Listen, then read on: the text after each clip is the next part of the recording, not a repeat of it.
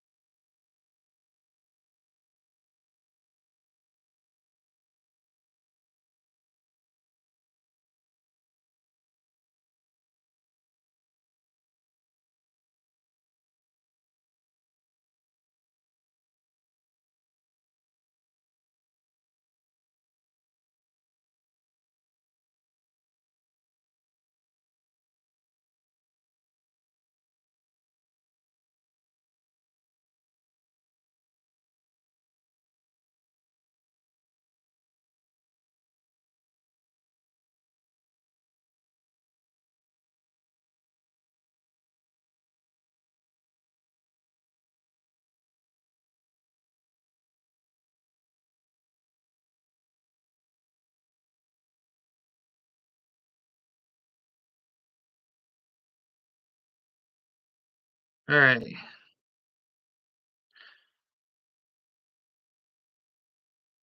So here's how it's gonna work today.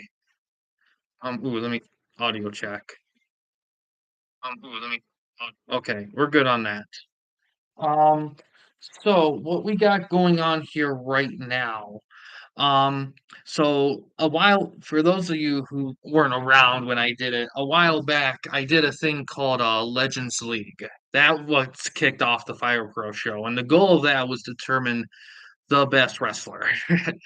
um, my first rendition of it was kind of sloppy because originally I filled the whole league block out, but with more regular paced matches, and it was during a time where internet wasn't real friend of mine, so it dragged a lot. So I had to scrap it and reboot it, and we did it in a tournament style where we did decade by decade with select wrestlers from a Discord chat or whatnot, suggestions or whatever, with decades and a created wrestler one. And then we just went from there. We did the same thing with tag teams too. Um, but I decided to bring it back because I kind of wanted to do something that was in Fire Pro with real wrestlers, but wasn't tied to specific competition like TWN is. So I decided to bring this back and with adjustments because so we thing little thing had a little pause loading thing. So but I decided to bring it back for that because to give it a better go around on that regard. We got the 128 guys for the blocks, and we're gonna just do draft them blocks. So it's gonna be like A, B, C, D for the blocks, and the first spin for it will be A, then B, then C, and D, and and rotated until everything's filled out. I got the spins on my phone here, and we'll see them as they go. Um, this is just to kind of give guys an idea what to expect for like matchups to see and stuff for the blocks. Um, I'll talk more about it as we go along. This is also kind of a loose Q&A thing, so if people had questions about anything about channel or whatever, chatting or whatever, like I'm all for it. So let's get this wheel going here. And we'll get that first selection going.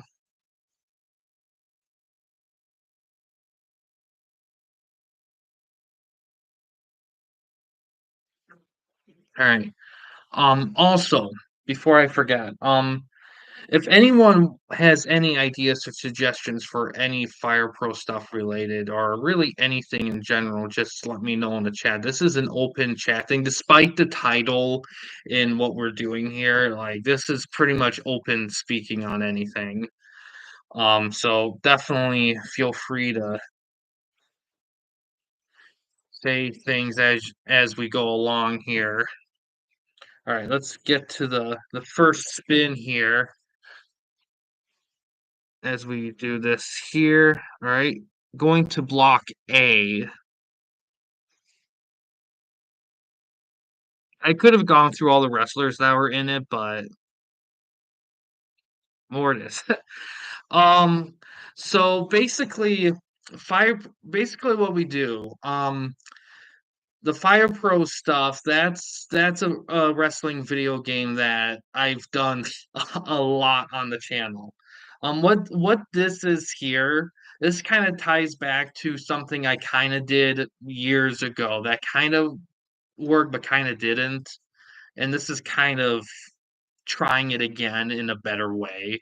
All the wrestlers here, these are names that were suggested by people in Discord. Um, and we're just drafting through them, organizing them in 4 blocks because this is all going to be done live in the Fire program on stream. This is just kind of the part of getting everyone organized and loose Q&A and stuff. But Fire Pro stuff, we've done a lot of Fire Pro stuff on the channel. There was the Legends League stuff was first. Then after a bit of odd ones, yes, wrestling. We do a lot. I do a lot of wrestling on the channel.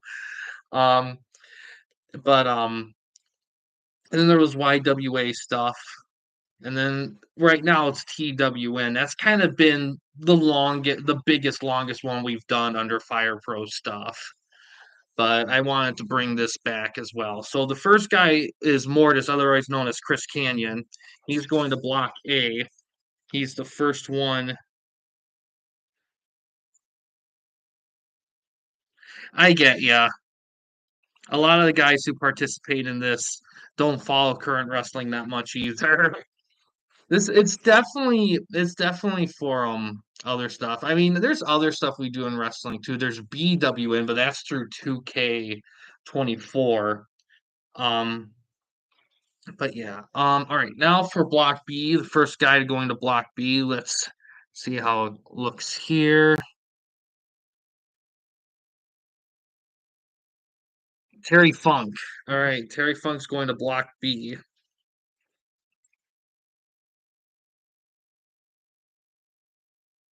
I am writing all this down. So after I say like a few cycles of it, we'll do the show the screen and catch up. But yeah, Sting's one of my favorites. I love Sting. It's kind of sometimes I get asked who's my favorite wrestler, and I always struggle. Yeah, those guys are good too. Also on a side note, I try my best to go through and put all the wrestlers on, but if there are after we go through all these guys, if there are wrestlers I'm legitimately like missing that are on the list, then we'll just adjust it as we go. I mean, this is a pretty loose draft. It's not anything super uptight. I mean, it's like a lot of names. So so if I miss a few, we'll just have to catch them at toward the end of this. All right, for block C, see who we got here. Bobby Eaton.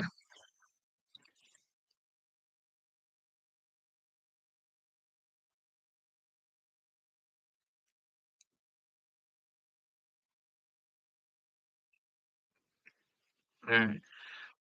Um, Also in game, most of the wrestlers are going to be used are going to be through the TWN conversion system. There are about 37-ish new wrestlers that aren't in TWN that's going to be in this. They will go through that process. There's a slight chance that a good chunk of them may not get the moveset part of it down, only the other stuff just to save on time. Because 37 with the way I do it it takes a minute. All right, block D here. See how that one's gonna go. Harley Race. All right,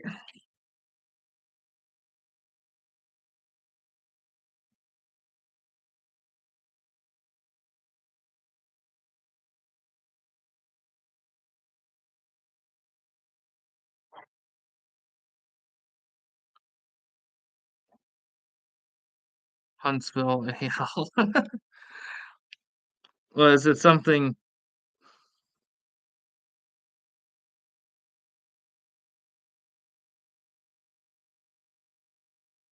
Yeah, Huntsville, Huntsville, Alabama. Is that what the ale is? Okay. Yeah. You know what's funny? There was this guy in high school. When I played basketball, there was a guy above me, and he had a red. He was a redhead, and he had an afro. He could grow an afro because his hair was that curly. It was kind of crazy a little bit. All right. Now back to Block A. See who the next guy up's gonna be here. You know what's funny? I'm looking up. It says there's 122 slots, but there is 128 wrestlers. So I already know that there's six guys missing. I just don't know who they are. So I'm gonna have to do some looking a little bit, but I'm not gonna worry about that right now. It'll be a lot easier to do once we get through everyone. All right. So back to Mortis here. I'm surprised because I went through the whole thing, so I don't know who I would be missing, but let's see the next guy here. Jeff Jarrett. All right. Double J.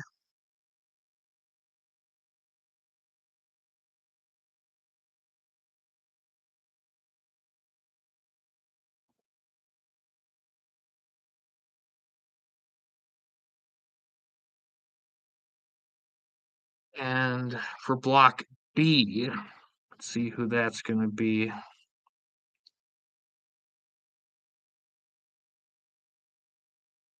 New Jack.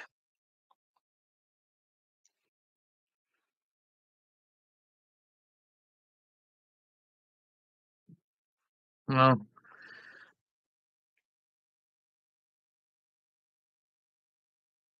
all right. So block C is gonna be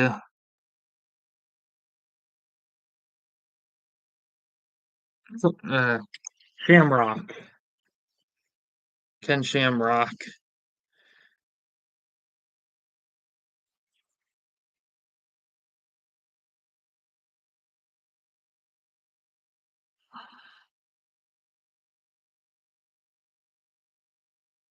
You know, it's funny when I go to hide the slice, it said Jeff Jarrett was already hidden. So maybe there's a few that are, I don't know. Well, I'll have to do the count after we get through everyone. All right, now for block D again here.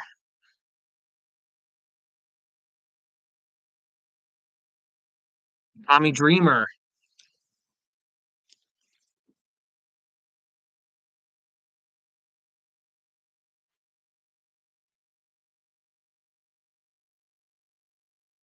Yeah, I forgot to hide an extra slice. We'll see. All right. All right, back around to block A again here. Let's see who is gonna be there. Will Osprey.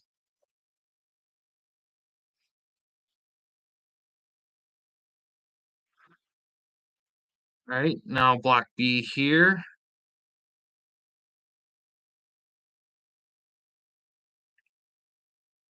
Sato Tanaka.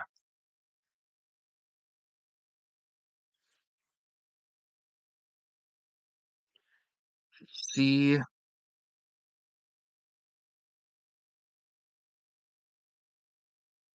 Stan Lane.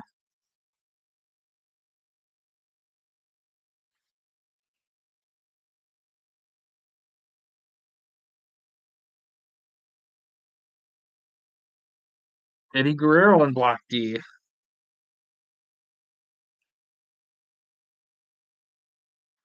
All right,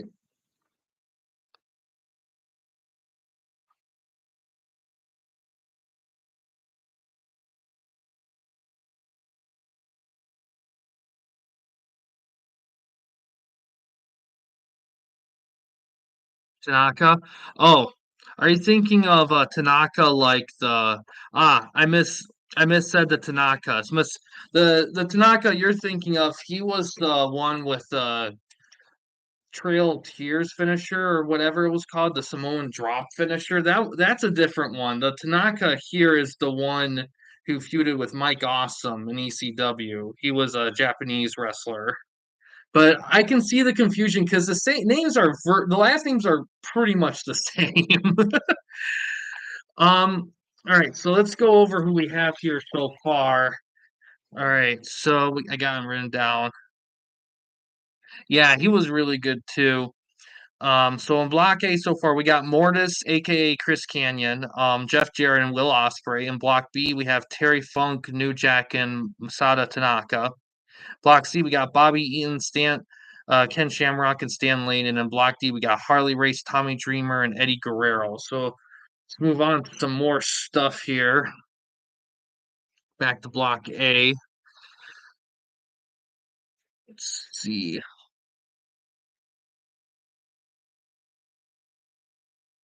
The Rock.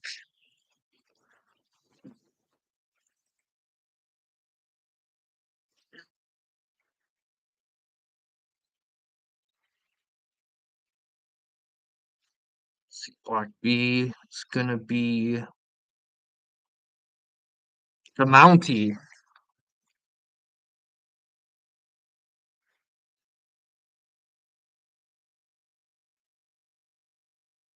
Oh yeah, the Jersey Triad. Yeah, they were a fun group.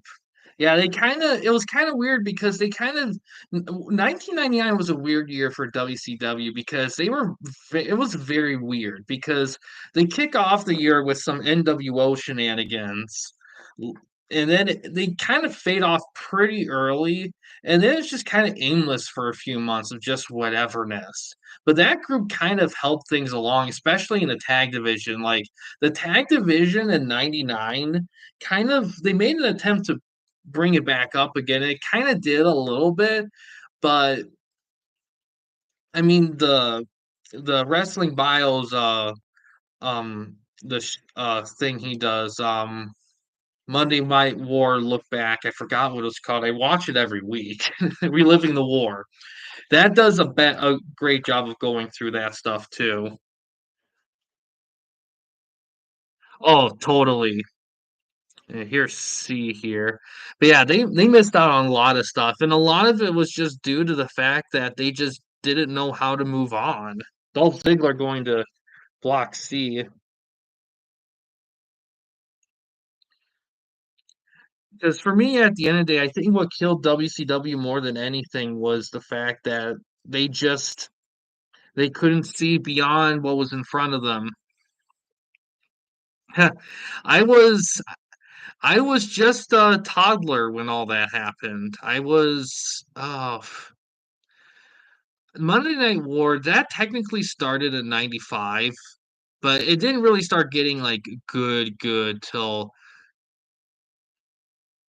yeah, I get you there. Um yeah, cuz 96 is when the NWO stuff started. That's when they started to get kind of good. But it didn't really start getting really interesting till like 97 because that's when WWF was starting to put the pieces together. Was kind of 97. 96 there was a few little things, but it was really 97 that they started putting a lot of good stuff together. And then it steamrolled from there. Really, in all honesty, like 98 was probably the best of the two because WWF was doing great. WCW still had good stuff. It was 98 was probably the year where both were pure solidness, even though the Wolfpack ages terribly in hindsight. At the time, it was great, but looking back, they didn't do shit.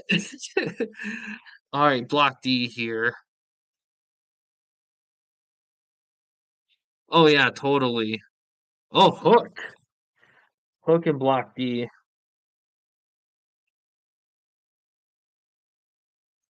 Yeah, I think so far watching it all, I think my favorite it's tough because I think you could also argue 97 was also a good year for both of them too, but WCW was still dominating. 98 was really, I feel like, the pure evenness of the two. But I think after 98, it was just WWF for the rest of the time because they definitely rolled over them in 99 and especially 2000. 2000 was just like, it was no contest. All right, now we're back to Block A here. Let's see who's going to be here. Craig Pittman.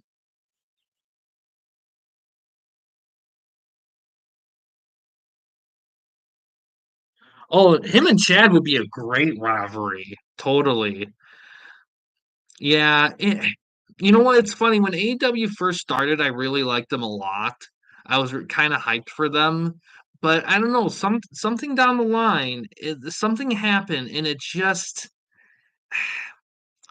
I don't know. Right now, my biggest issue with AEW right now is that it's kind of like, and I know I said this before, but it's like when you're in high school and WW's kind of like the big bully and they're like dominating everything and everything's just terrible. And then you get that rebellious kid that comes around and starts making changes and everyone's liking it. But then the bully changes their ways and they're better for it and they turn awesome. But instead of the rebel kid letting it go, they keep harping on how terrible the guy was, even though they're not terrible anymore.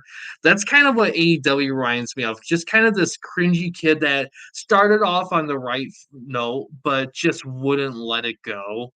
And then just keeps doing other stuff that no one cares about, you know.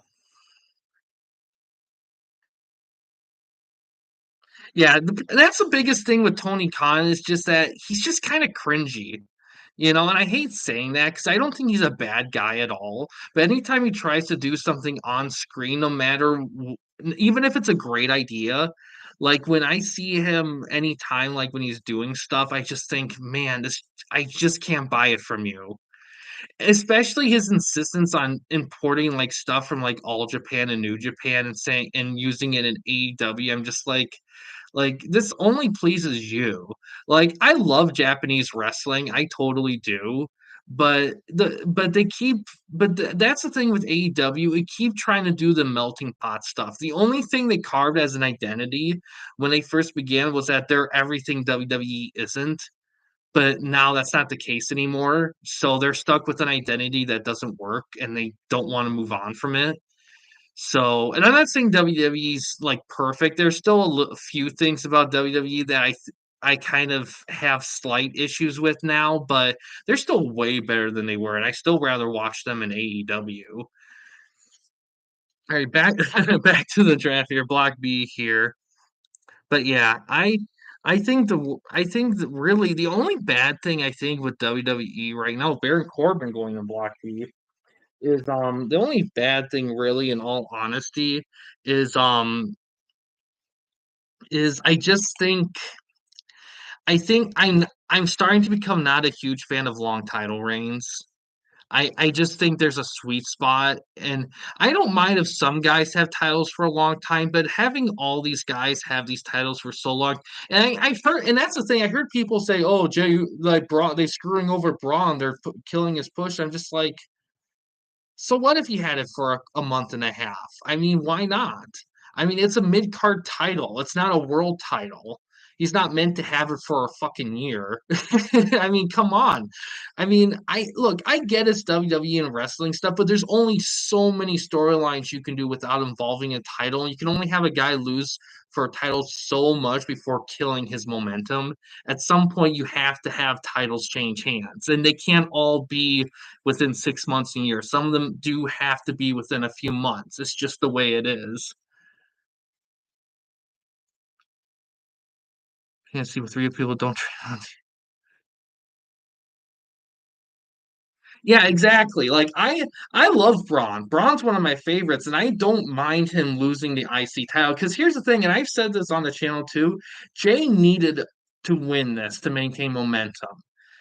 And and when they went through that dark phase where, like, all the titles were with the Bloodline except for the 2 mid-card titles, that was rough because you had a bunch of tag teams doing nothing. I remember when Braun and Ricochet were a tag team, and they just dominated, but no one remembers them because they never won a title. You know, and I'm not saying that title winners are guaranteed being in memory, but if you book them like that and then you put stuff on them, they will get remembered, and I don't know. It's just I will say this, like the mid card titles did become a little bit more important during that time, but good lord, like right now it's like I don't know. Like some and that's the problem with long title reigns is that you book yourself in the corner and you become predictable with it. And the thing about like when you have lengths kind of random a little bit, it kind of makes things a little bit more unpredictable and it makes it easier to kind of keep the magic going on, ooh, could this be the night? And who knows? Like Braun could win it at the next pay-per-view. Jay could only hold it for like a month. I'm fine with a little title hot potatoing, especially if it's in a feud.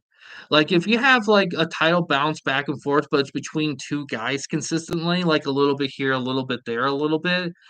I'm fine with that because it means that the belt's being fought over by two very evenly competitive individuals where either one of them can beat each other anytime. I'm fine with that. I'm not but like I said, I'm not but another thing I'm really not fine with is if one guy has a title and then you have the baby face that's always trying to beat him and he always comes up a little bit short for like a year and then he finally beats him. We're supposed to think he's a credible threat. Come on. He got it's like when you play a video game and you lose and you have in the main of the end boss and you keep getting your ass kicked and then you finally beat him. I mean, yeah, you beat him, but it took you 10 tries. I mean, anyone can beat that with 10 tries. At some point, you're going to beat him. It's just math. Oh, Block C here. I really got to be more moving with these because we got a lot of names to get through. Our truth, wrong killings here. He's in Block C, and then Block D. Glenn Norton, Scott Norton, Block B. Yeah, I agree. You know, woman's belt is tough because the trick with it is if you do a mid card women's title in the two upper shows of SmackDown and Raw, you're pretty much kind of saying there's two top titles, two mid card titles, and one tag title across all three shows. And I don't know. And it's tough because they're kind of an odd amount of women where they got enough to like justify singles type more than one singles title and stuff, but the tag stuff stretches it a lot. But at the same time, if you're gonna have women stables, you can't just have single titles. You have to have tag titles if you're gonna have stables of women. So I don't know. I just feel like at some point if the only floater titles are women's tag titles, at some point you either gotta like have all the shows have women's tag titles or have none of them. You gotta pick a lane at some point, because the current women's tag titles. But you know what's funny too is that those women's tag titles constantly get pay-per-view time, and the men's tag titles, I shit you not, they have not been on any pay-per-views, and they look gorgeous, especially the SmackDown ones. The Raw ones, they're above average. They're still good. They're better than the old ones by a lot, but I wouldn't call them as good as the SmackDown ones. Yeah, and that's the thing. Like, and here's the thing: it's becoming very obvious that they want long title reigns with their top guys, and that's fine. And I'm okay if they have some off titles have long title reigns, like some European title or something like that, some lower card title there and there. But when you have all the titles be with guys for 6 months to a year all the time, it really drags a lot down because because then you just have repeat matches where the guy's always one up the other guy, and it's just like we get tired of that. The mid card titles should be titles that you can change hands kind of frequently and no one gives a shit. It doesn't always have to be like that. There certainly can be times where a guy holds it for a while, but I don't know. I just don't think there's anything wrong with short title reigns, because at the end of the day, it's not necessarily about like how long you have a title. It's the fact that you won one and then what you do with it. Now, it's kind of like and that's the thing too. We're circling back to block A here. And that's the thing too. Like WWE has never been huge into tag titles. They've never really got that far with a lot of that. Cody Rhodes in block A here.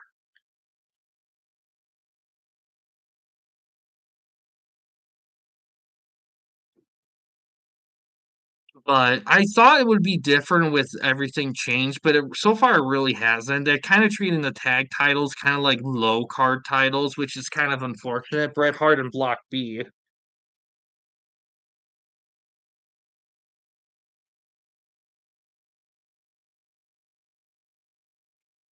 But I don't know. I'm not, and I hear some people criticize having too many titles, and I get that. Triple H and Block C.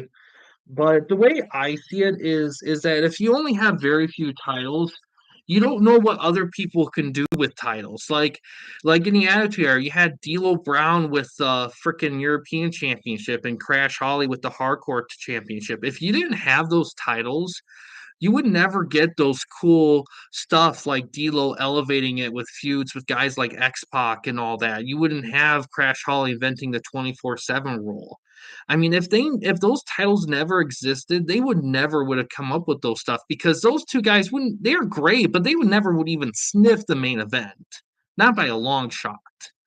So that's why I like having more than a couple titles, because it gives more guys on your roster a chance to show what they could do with the title, you know? And yeah, they may not be main eventers, but there's nothing wrong with having different title center storylines going around. And plus, like I said, that's kind of also a point of a mid card title, is to see how well someone could do with the title without actually giving them the main title. It's kind of like a cheat code type of thing, kind of like a little scouting tricks that's probably why the mid card titles were even invented to begin with. Right now for block D here,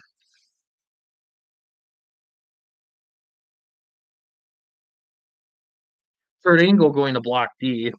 You know what? It's funny. On a stream, I counted how many titles um AEW has compared to WWE, and it actually is about the same. AEW, I think, in terms of count, maybe have like one and a half ish to 1 to 2 more, but there's not much of a difference. The big difference on why it feels like more is the booking, because WWE, they do their roster draft, they organize belts and certain shows and stuff, and it's funny. I read somewhere that it was brought up to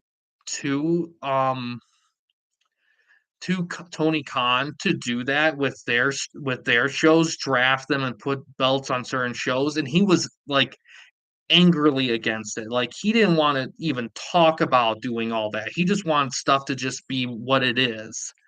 And it's so stupid because you have AEW that they talk about being more on the sports centric side of things, and having like win-loss records and being all about leagues and tournaments and all. Yeah, but yet they don't want to take the time to divide the wrestlers into belt divisions and on different shows. I mean, if you're going to be that, go all the way. Don't just pick and choose certain ingredients, because God forbid you should do something that WWE does. I think that's why he said no to it, because he didn't. And I think that's another huge problem with him, is that he's so against WWE. He's willing not to do legitimately good ideas that would work well with the promotion just because WWE does it.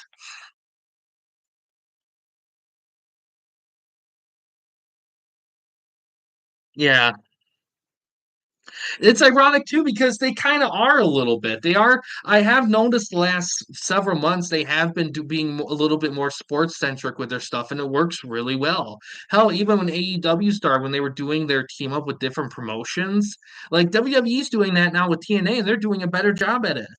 I mean, it's crazy because all the stuff AEW claims that they do more or better than WWE, WWE's kind of outing them with it, and it's making them look really bad because and I say that and I will say this, even though WWE puts on really good matches, I think in terms of in-match quality, I would definitely see arguments that AEW has better average match quality than WWE does a little bit because they do let their wrestlers be more spontaneous with how they wrestle. WWE, they kind of have guys, they have a system and it's for safety, and that's fine. I don't have a problem with that. But in terms of like in-ring action, not necessarily tied to storytelling, but in-ring action, like I would probably still say AEW has a slight edge, but right now it's not by a lot, in all honesty. All right, let's catch up here what we have for the blocks. So for block A, we got Mortis, Jeff Jarrett, Will Ospreay, The Rock, Craig Pittman, and Cody Rhodes. For block B, we got Terry Funk, New Jack, Masada Tanaka, the Mountie, Baron Corbin, and Bret Hart. In Block C, we got Bobby Eaton, Ken Shamrock, Stan Lane, Dolph Ziggler, God, R Truth slash Ron Killings and Triple H. In Block D, we got Harley Race, Tommy Dreamer, Eddie Guerrero, Hook, Scott Norton, and Kurt Angle. Then we go on for more drafting here. Yeah, but here's this other thing. I do love the AEW roster. It's just at some point I just want to be like, you need to pick the problem with them, and that's another huge problem with AEW, it's their identity. What are you? You know, are you American Japanese wrestling? Japanese wrestling in America? Are you just like super indie? Like, are you hardcore? Are you WWE copy? I mean, what are you? And I'm not saying you have to pick a category, but you need to be consistent on what you are. And that's the thing. And this is something even TNA gets. Like even though I wouldn't say TNA, and I don't really watch TNA, but the thing that makes TNA have an identity, a solid identity, is consistency and lineage.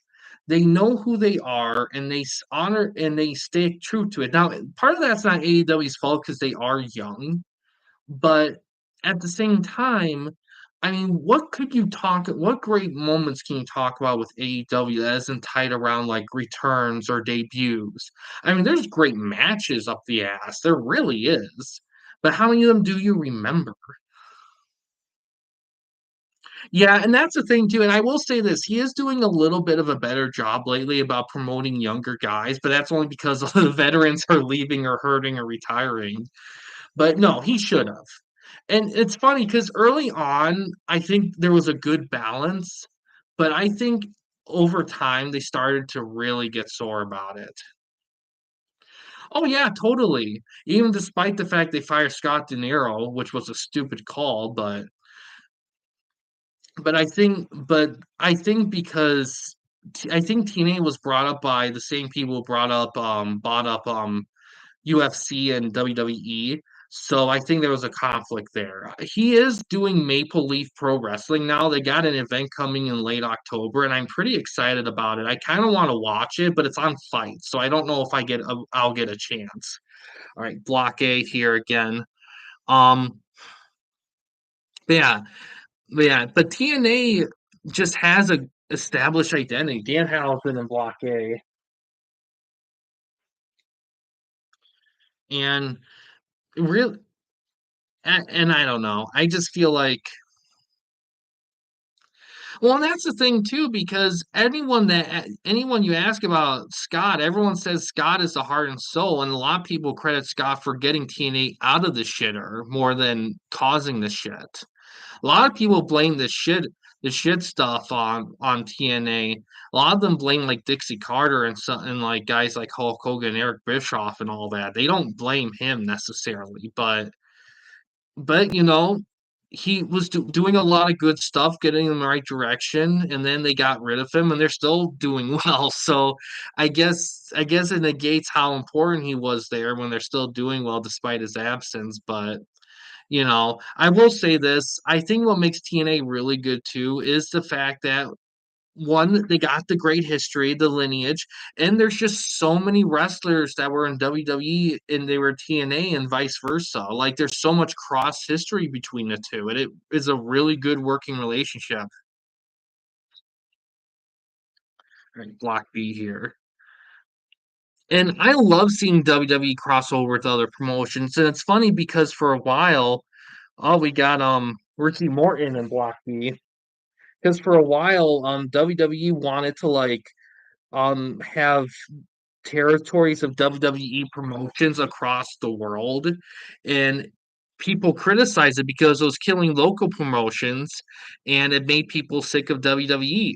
And then right now they realize that you know what, we could save money and make deals to get talent from other promotions by just letting other promotions be and just have working relationships with them, like they did in the territory era. It's kind of funny how, like, and I will say this about like old school wrestling, that territory system was like they had it down and it worked really well. And it's kind of funny seeing like once Vince is gone, like promotions are rediscovering, oh wait, there's the territory way of doing things isn't half bad actually. You can get developmental guys. You don't have to worry about like all sorts of stuff. You don't have to buy a bunch of places up. You can just let places be and still like get the same benefits without the cost. Yeah, to be honest, I feel like some of those guys, a few of them probably would have done more with TNA. Like some people still say, "Oh, they should go to AEW." I'm like, I don't know. I kind of would like to see them in TNA at this point, but I don't know. I mean, at some point, I mean, AEW will have to focus on local guys. I mean, they need to start developing guys more higher up like MJF. And Darby Allin is kind of there. The big challenge with AEW is a lot of their most well-known wrestlers, they're not big guys. They're very cruiserweighty, which there's nothing wrong with, but they really need to have guys with a more average to above average build just to kind of, I don't know, make certain matchups work because MJF against some of those lighter guys, that's a lot of different sizes. Yeah, a little star power will go a long ways. Really, Joe Hendry is a big one outside of Nick Namath slash Dolph Ziggler, but Joe Hendry's probably going to go to WWE at some point. And Nick Namath's kind of a veteran, so I don't know how long term he'd be. Oh yeah, totally. It totally is for sure.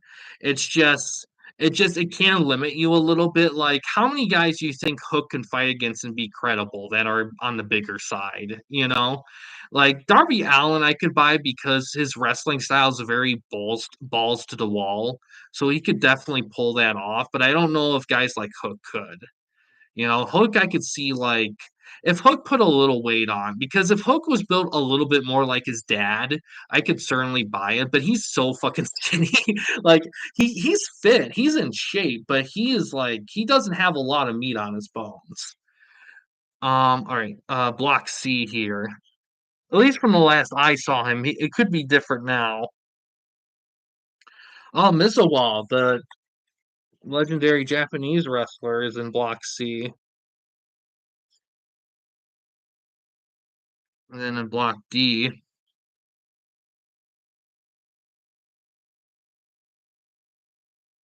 Gary Lynn.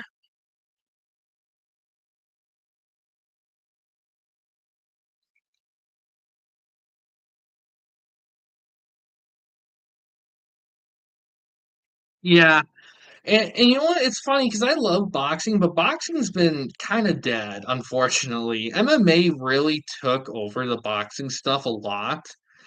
It's kinda like how Rock Band kinda took over the Guitar Hero popularity because, yeah, punching stuff is great, but punching, kicking, and submissions?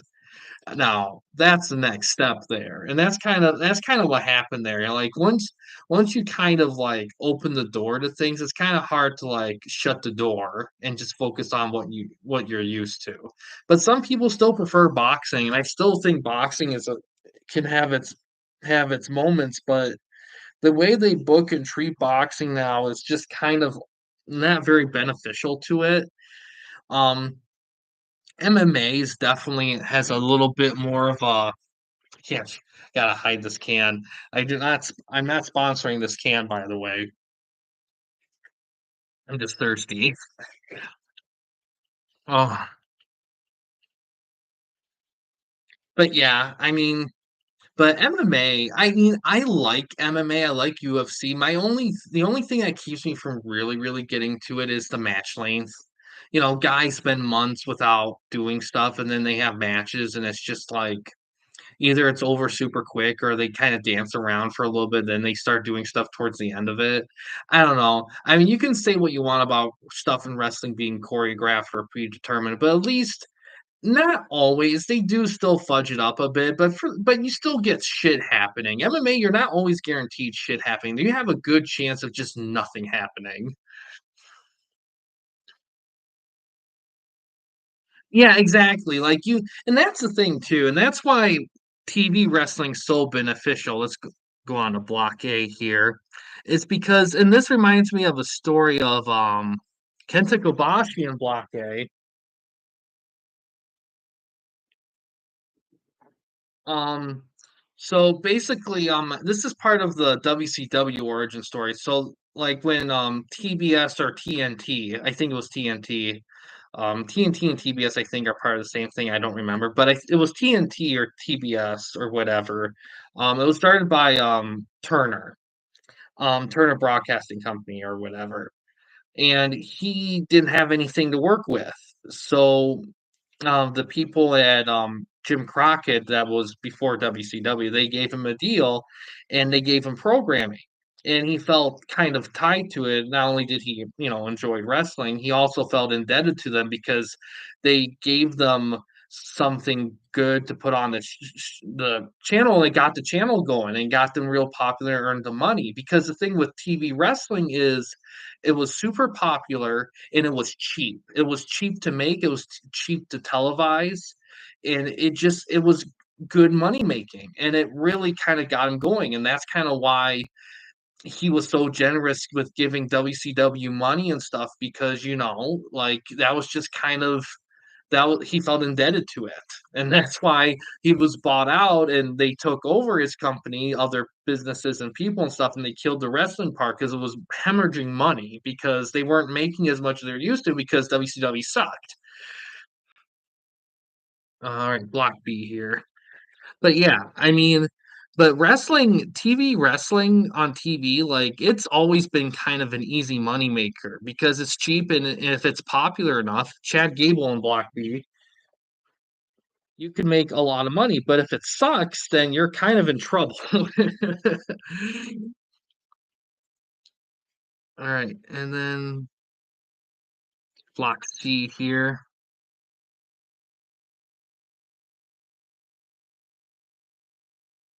Ricky Steamboat,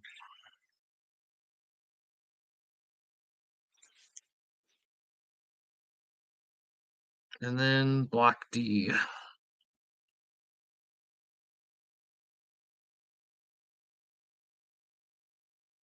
Takamichi Chinoku.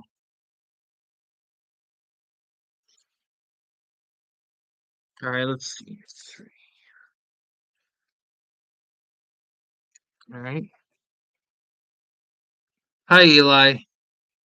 Yeah, I haven't watched any of those episodes yet, but I've heard a lot. Time Warner, yeah.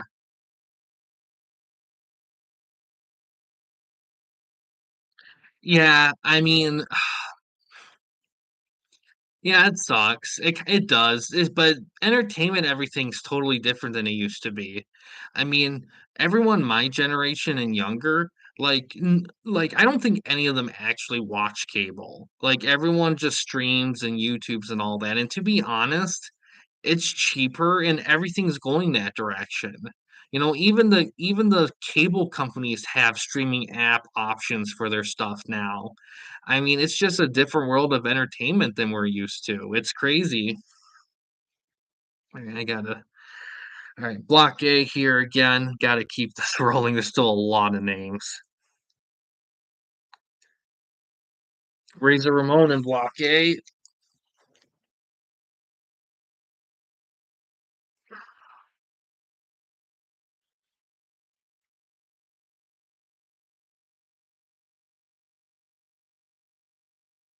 Fusion Liger in block B. Well, if I when I go through all this, and if I'm legit short a few names, then we got some extra slots for people's just names. But I'll figure all that out on stream here. Yeah, I know you talked about making him, and here comes the pain. There is some. I think there's a lot of his moves in that game too. Like that game has a good move set selection. It's a shame they started cutting those moves out as the games went along. Um, I will block C here. I will say this though, Fire Pro kind of spoiled me on move availability because every time I play a different wrestling game and create guys that in other games, I'm always like, well, this feels kind of slim for moves, and I'm just like, it's not like it's slim. It's just because I'm so used to Fire Pro having 500 million moves. Finn Balor in block C here, right, and then block D.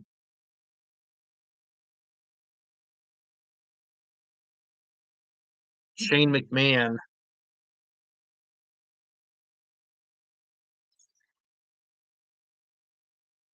All right, now let's go over who we have in the block so far here. In block A, we got Mortis slash Chris Canyon, Jeff Jarrett, Will Ospreay, The Rock, Craig Pittman, Cody Rhodes, Danhausen, Kenta Kobashi, and Razor Ramon. In block B, we got Terry Funk, New Jack, Masada Tanaka, The Mountie, Baron Corbin, Bret Hart, Rick Norton, Chad Gable, and Jushin Liger. In Block C, we got Bobby Eaton, Ken Shamrock, Stan Lane, Dolph Ziggler, um, R Truth, Triple H, Bizawa, Ricky Steamboat, and Finn Balor. In Block D, we got Harley Race, Tommy Dreamer, Eddie Guerrero, Hook, Scott Norton, Kurt Angle, Jerry Lynn, Taka Michinoku, and Shane McMahon.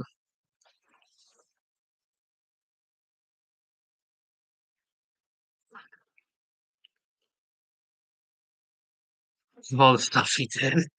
Yeah, I mean, it's weird. It just is. And you know what the crazy part is? Not all the stuff he did, but a good chunk of the stuff. If he didn't say any, what really bit Vince in the ass is not so much the stuff he did, even though he did do stuff that would have bought him in the ass no matter what because it was wrong stuff. But a lot of stuff he did wasn't necessarily that it was. I mean, it was weird, but it wasn't like technically breaking any laws. It's the fact that he just didn't shut up about it. Like he just shared it in his company openly, nonstop, and it just made everyone feel icky about it, even his son. That's why Shane was barely involved after the Attitude Era in the companies because Vince kept weirding him out with shit, and he just had enough of it. And that was the biggest problem. I mean, there was other stuff like the lawsuits and stuff. That stuff was part of it too. But that and the other part of it is the fact that he just wouldn't just keep it to himself. Because if he didn't do like the bad stuff and just kept it all to himself, technically he would have been whatever. But that's what happens when you get too much power. You just feel like you're untouchable.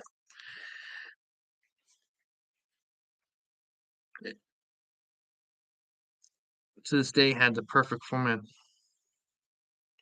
Yeah, they didn't invest enough in it, that's for sure. I mean, and they could have. Like that whole cruiserweight like mid-card division WCW had, that was the future. And that's what WWF did that WCW didn't do. Because WWF, they promoted their lower mid-card, some of them to main eventers, some of them stayed lower mid-card. But if you watch some of those Attitude Era shows, literally every wrestler on the card in a lot of those shows get cheered like they're main eventers. You don't really see that in WCW. That's because they didn't treat them like that. They didn't book them like that. I mean, it depends on who you ask. Like, if you ask Jim Cornette, no. But in all honesty, here's the thing with Vince McMahon, and this is kind of something that is kind of a double-edged sword. The guy was a workaholic. I will say this. If you're looking for now, I will say this in terms of like who's a better boss in terms of like my way or the highway. Because here's the thing, like Tony Khan, everyone walks all over him. Like he's like a paper in the wind. Like no one's gonna walk over Vince McMahon. Like his word was law. Like if he says shit, you fucking did it. And that wasn't always a good thing. But and trust me, Vince, I think at by the end of the day, by the end of his run, he got a lot more wrong than right. But he did a lot of stuff, you know. That's the best way to summarize his whole legacy. He did a lot of stuff. A lot of good stuff, a lot of bad stuff, a lot of bad stuff. Some good stuff, but for the most part, not good. Not good. I mean, there's no arguing with it. I mean, everything speaks for itself. I mean, talk about a fucking legacy that just goes all over the place. I mean, good lord. All right, block back to block A here again here. And here's the ironic thing about Monday Night War. Rick Martel in Block A is that a lot of the biggest misfires WWF had, which was there's real two that stand out to me. One was the screw job, the Montreal screw job, and the other one was how they handled the Owen Hart incident. Because if they just played it safe with those two incidences and didn't go for the other choice, they still would have been fine because WCW was a ticking time bomb. It didn't matter what WWF did because those two decisions they were made out of fear that WCW would take advantage of those situations, and they didn't. They really didn't, like, at all. Like, they could have played it safe and be like, "All right, over the edge, we'll finish that off another day, and we'll go from there." Montreal's good. Okay, Brett, we'll do this, and we'll do the other thing or whatever. You know, yeah, it wouldn't still wouldn't have been great at those moments, but in the benefit of hindsight, it would have been better in the long term, and they would have survived that because WCW would have been done anyway.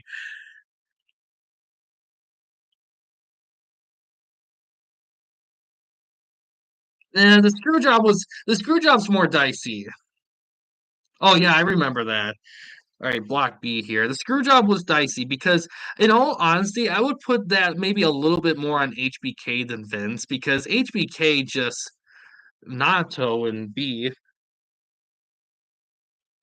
because HBK like just he just would not get off Brett's buttons. It just got to a point where Brett's like, "Yeah, I'm not gonna drop the title to him. I don't care. Like, we'll do whatever you want, but I am not dropping the title to Sean."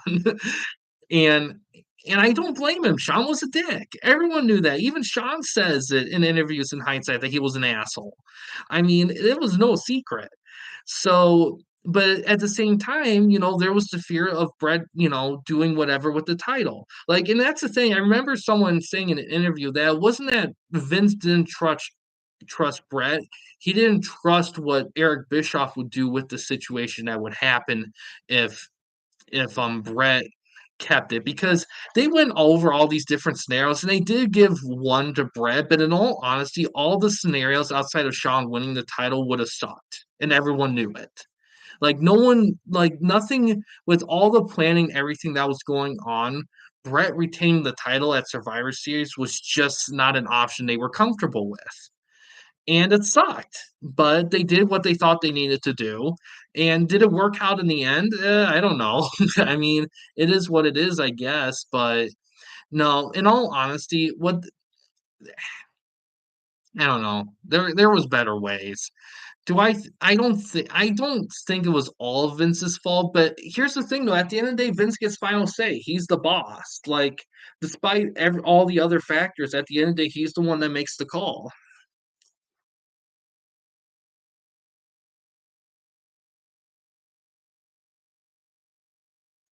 Yeah, he retired in 2000. Yeah, all right, Block C here. Yeah, it was tough. In all honesty, if I was in his shoes, I think Tiger Mask and Block C.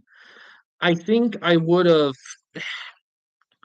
What I would have done is, I think I would have tried to come up with something because I don't know. I don't think I even if the scenarios wouldn't have been good, I wouldn't have done that to Brett. I wouldn't have, in all honesty. But I don't know. I hear some people say that the screw job itself was a work. I hear that sometimes, even though Bret Hart angrily, vehemently denies that. So I think we can take his word on that. Eh, well, the problem with that is between the screw job and his brother dying, and then the whole Goldberg kick thing, his love for wrestling just got burnt out. And who could blame him? I mean, wrestling, not only his family, but I mean, wrestling hurt the British Bulldog. It hurt him. Um, it affected Pillman. Like so many of the people that were in his family and his friends, they died early on because of stuff that's surrounded by wrestling or whatever. It just he got the shit out of the stick. When people criticize Brett for being bitter, I don't blame him for being bitter. He went through some terrible shit that he really didn't deserve at all. Done that night, what I would have done, oof. Brett left in November of '97. I know that. He was definitely in the '80s. What I would have done, all right, let's block D here. I guess what I would have done, tugboat here,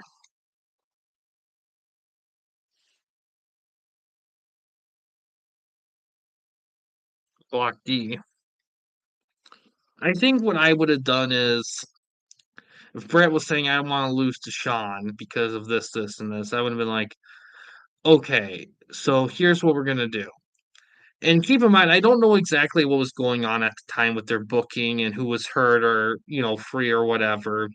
I think what I would have done is I would have changed I would have made it so that the title changed hands.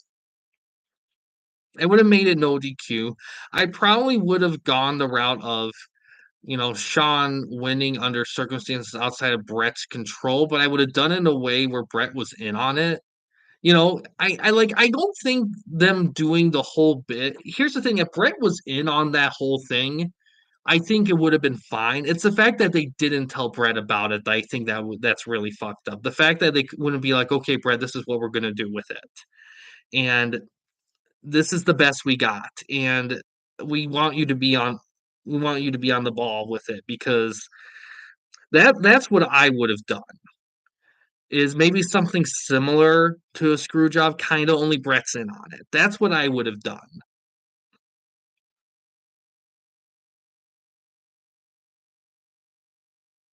Oh, it's funny because there's interviews where Brett said that he didn't mind, wouldn't have minded losing to Canada. The only reason why he didn't want to lose was because of Sean. There were rumors that he didn't want to lose in Canada, but Brett said in interviews that I've lost in Canada all the time. Like it wasn't the fact that I was losing in Canada, it was the fact that I didn't want to lose to Sean because Sean was being an asshole. That was the biggest thing that I heard of from his interviews, at least. But I could be wrong. There's a lot of different Bret Hart interviews out there. Right. Black back to block A here. Well, the thing with his ECW run is that it wasn't meant to be anything critically acclaimed because Storm and Blockade Lance Storm. Because keep in mind that he was trying to earn his reputation back a bit because he kind of lost some of his credibility because of his drinking. So the whole ECW run, that wasn't meant to be anything memorable. It was just him trying to find his footing again.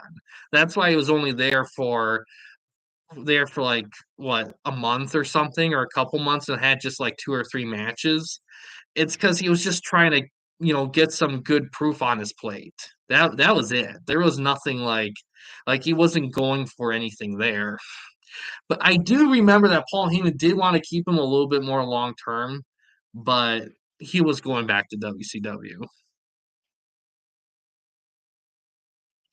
Well, other scenarios. Well, let's say that we say he didn't want to even have a match with Shawn.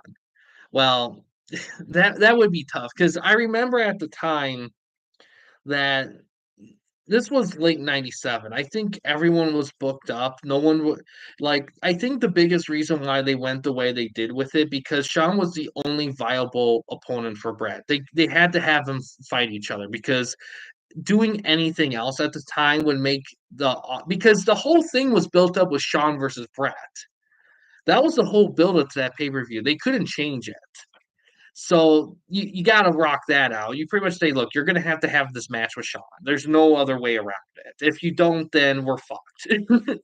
So that's the way it would have to be. Now, granted, and we need you to drop the title, Shawn, but you don't necessarily need to lose to Shawn. Like I feel like there's ways around it. Like yeah, well, I guess I guess you maybe could throw a sneaky thing and make it like a triple threat or something like that. But I mean, because keep in mind, they had other ideas for what they would do, but they all sucked. Like the original plan was for the Hart Foundation to come down and cause a DQ finish. That was the original plan, and that was what they told Brett. And then they went behind his back and did the screw job thing. So keep in mind, if they went with what was originally planned, the main event of that pay per view would have been a DQ finish, which is like bullshit WCW stuff. So they already knew that they couldn't do that. They just had to give Brett something because that was because they needed to like whatever. But here's the thing, like they could have done that, but have the title still change hands on a DQ finish. There was ways around it, but yeah, keep in mind that I think a lot of this stuff was handled at the last second because I don't think this came out till like maybe a few days or a couple days before the event. I don't know. I'm unfamiliar with the timeline for Block B here, but it wasn't something they had plenty of time to work out. Sandman and Block B,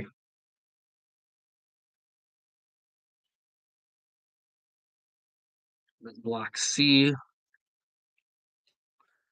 So it was just a messy situation all around. Billy Gunn,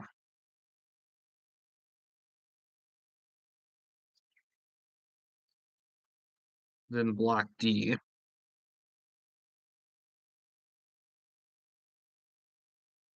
Scotty Riggs.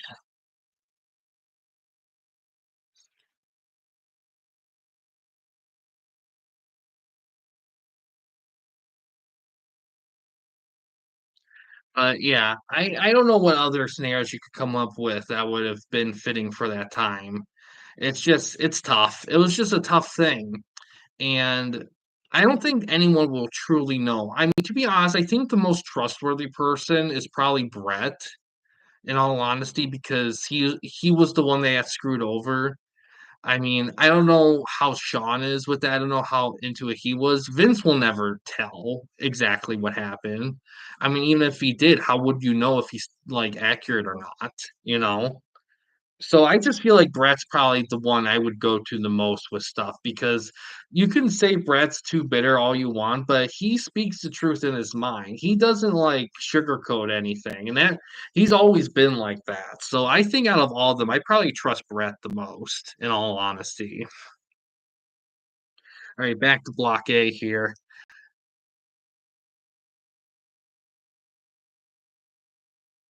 Incredible, just incredible. Yeah, I gotta start cranking through these.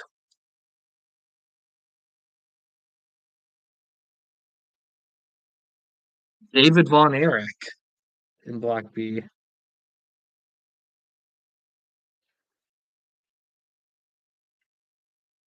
Then Block C.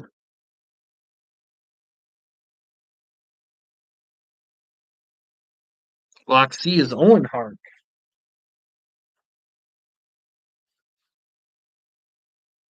Then Block D.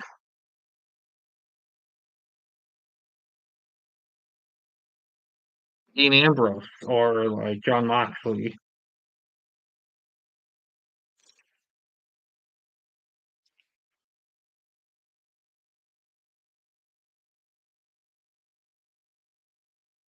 Yeah, I mean, yeah, it could have been anything, and that's kind of why Vince went the way he did because he just didn't want to give WCW an advantage.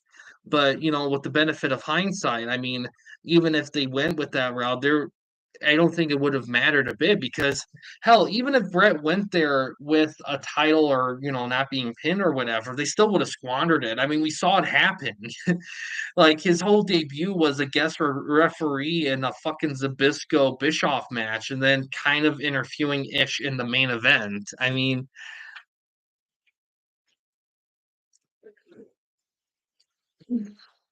there wasn't much there to begin with. You know, like if they just did a better job with the screw job and handling the Owen Hart thing, they would have it would have been better. I will say this though, and I know I talked about this before on the channel, the Owen Hart stuff. I don't know if they knew he passed on the spot or if they thought he was still alive when he went to the hospital. Because if they thought he was still alive when the paramedics took him out and stuff, I can understand the idea of still continuing the show if he was still alive. But if they knew he died right then and there, then they should have stopped it.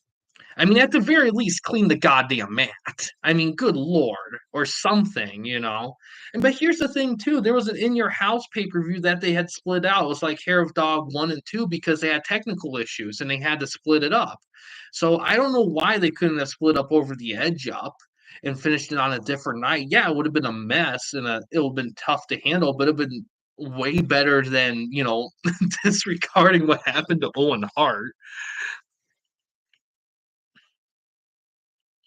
Yeah, oh my god, they teased that for fucking ever and it never happened. It was the biggest waste of time. Like if you watch Reeling the War, the guy talks about it in a Blunder episode about Bret Hart and WCW. Like, oh my god, it just for so like almost like a year of like talking about it every bit and it just never happened. Yeah. It's well, the only thing I can think of is I think they didn't stop it for a couple reasons. And correct me if I'm wrong in the comments because I don't have all my facts. I think one, I'm going to go on a limb and say they didn't know if he passed away or not till later on. And I think they needed to make a decision there because it wasn't like this was pretty kind of early in the pay per view. They had a few matches first, so it wasn't like it was like the opening match or anything. They were kind of in it for a bit and the crowd was there and everything. And they didn't know, I don't think they knew exactly what happened outside if he had the fall. So they had to decide, okay, do we want to stop the show and he stopped the show or continue going with it? And I think it was a split second decision because they didn't have all the facts. So they played it safe and continued it.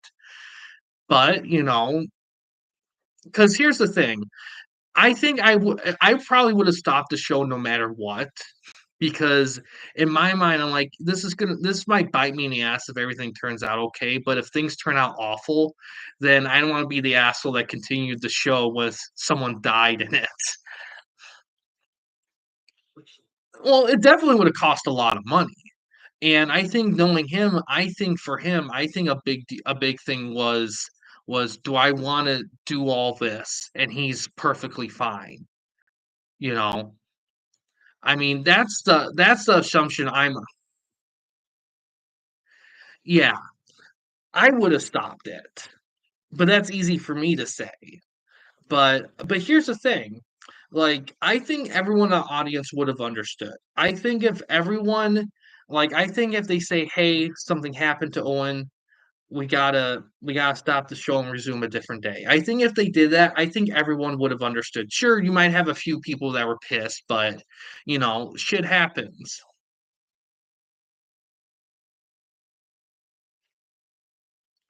Yeah. And no, and I don't think I think they knew something happened to him. You just didn't know because but like I said, if they knew he was dead on the spot like that, they should have stopped it full on. I would have I could have understood if they didn't know because that's a lot of shit going on and they needed and and and here's the thing. Everyone makes mistakes. Everyone gets put on the spot, split second decisions. Sometimes you go the wrong way. I can understand that. But if they knew, then that's different. If they didn't know, I can understand it's still the wrong decision, but I could understand it. Yeah, exactly. Taking care of the employees. Oh, definitely. And unfortunately, Vince didn't always do that. Not really. But if you were a Vince guy, if you were in his good graces, he'd take care of you. I remember this one time fucking he was doing a segment with Booker T. Booker T was on the phone. He was talking about hiding from Steve Austin, talking about playing bingo. And Vince legitimately cracked up in the middle of the whole thing. And I'm just like, you see, if you can make Vince McMahon cracked up during a wrestling segment, then you're fucking in for life. Even if you were from WCW or somewhere else, you were in. And I think, and that's why I think feel like that's why Booker T was one of the few WCW guys to make it in WWE because he just ran with what Vince wanted and he worked with it well. All right. So here's who we have so far in all the blocks here. In block A, we got Mortis, Jeff Jarrett, Will Ospreay, The Rock, Craig Pittman, Cody Rhodes, Danhausen, Kenta Kobashi, Razor Ramon, Rick Martel, Lance Storm, and Justin Credible. In Block B, we have Terry Funk, New Jack, Masada Tanaka, The Mountie, Baron Corbin, um, Bret Hart, Rick Morton. Oh, man, freaking handwriting. Um,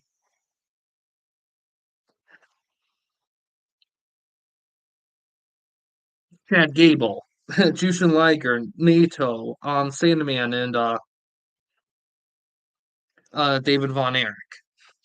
In Block C, we got Bobby Eaton, Ken Shamrock, Stan Lane, Dolph Ziggler, um, R Truth, Triple H, Mizawa, Ricky Steamboat, Finn Balor, Tiger Mask, Billy Gunn, and Owen Hart. And then Block D, we got Harley Race, Tommy Dreamer, Eddie Guerrero, Hook, Scott Norton, Kurt Angle, Jerry Lynn, Taka Michinoku, Shane McMahon, Tugboat, Scotty Riggs, and Dean Ambrose. Okay, so I gotta start cranking this shit out here because we're about an hour 17 in and I still got lots of wrestlers to go through. So I gotta start cranking this shit. Um, I just gotta be better at multitasking. All right, so back to block A. Sabu,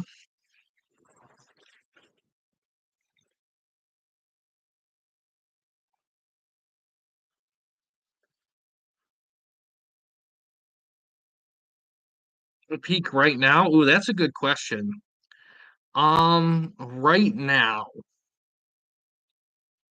Brian Pillman in block B. I think right now,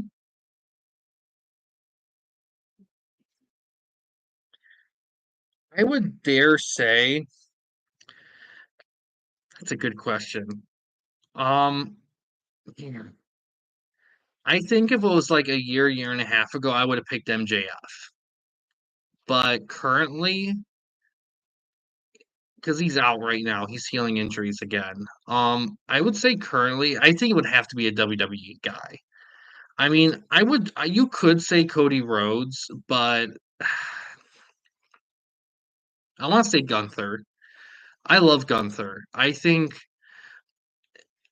like his in-ring work. He delivers great matches with almost anybody. I don't think he's had a bad match with anybody.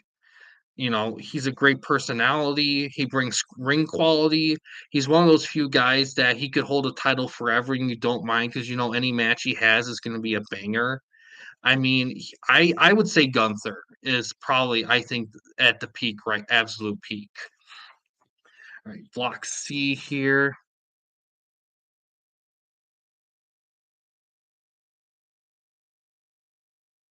Jericho. Howard Jericho. I would probably put on the reverse end of it. And I love Jericho, but man, he is just not hitting the marks at all right now. Now we got block D.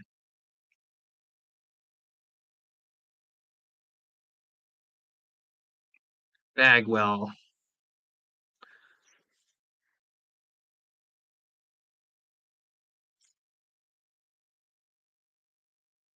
All right, now back to block A. All right. I think in terms of like the summaries, I think I might go a little bit farther without doing them because I want to start breezing through these spins here. So let's see. All right. Yeah, but here's the thing. I don't mind if he's champion for most of the time, but I don't mind if they break it up a little bit either. Because I think you need to have other guys beat him for titles because I say this about Gunther, but I don't want to see anybody in this day and age hold a title for 3 years ever again. Because that Roman Reigns bloodline stuff, there was a lot of good moments and there was a lot of like moments where I'm just like, just drop the fucking title already. I'm done with this shit, you know. And there was it was too back and forth with that. And here's the thing, like other wrestlers, like if it was like a guy like Gunther, it'd be a bit more forgiving, but not by a ton. Roman Reigns is not a bad wrestler at all. I think his bloodline stuff is his best work, but I don't think he should have held the title for that long. I definitely don't. I think now with the WrestleMania 40 thing happening, did it work out at the end? Yes, it did. I still wouldn't have gone that far, but what do I know? I'm not running WWE, so what's my credibility? Right, back to block A here.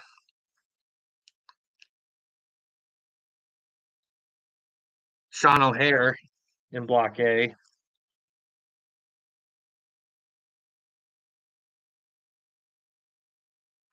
Block B,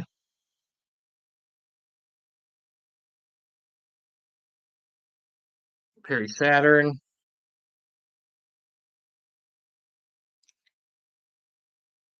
Block C,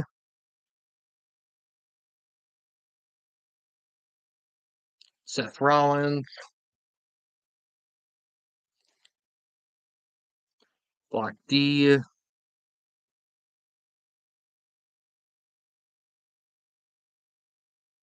Stephen William Regal.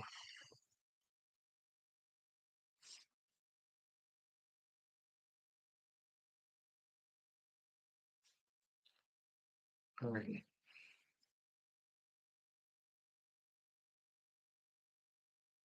Yeah, no, Hogan was never a title dropper. But here's the thing: even with the Hogan Triple H stuff, because the Reign of Terror with Triple H wasn't the best thing ever either. But even those guys drop the title to other guys sometimes. Now, was it always beneficial? No. Like, look, him dropping it to Lex Luger on Nitro, that probably damaged Luger more than anything because he lost the title back to him within a week at the whatever pay per view, and it kind of he was never at that height again. So you know, I mean, it does, but at least they would drop it. not having Reigns drop the title, and here's the thing, like, they were gonna drop that title at 39 to Cody Rhodes. They were gonna do it, but they decided, and I think Cody was a part of it too, where they decided it didn't feel right, and they decided to keep it till 40. And in hindsight, with him winning it with when you compare matches, I think what happened at 40 definitely felt bigger than 39, but I don't know. I'm just at the end of the day, I'm just I just wish he didn't held on to that title for that long. I mean, it was ambitious. I don't know if I would have picked Roman Reigns to be the current day 1,000 day champion, but what do I know?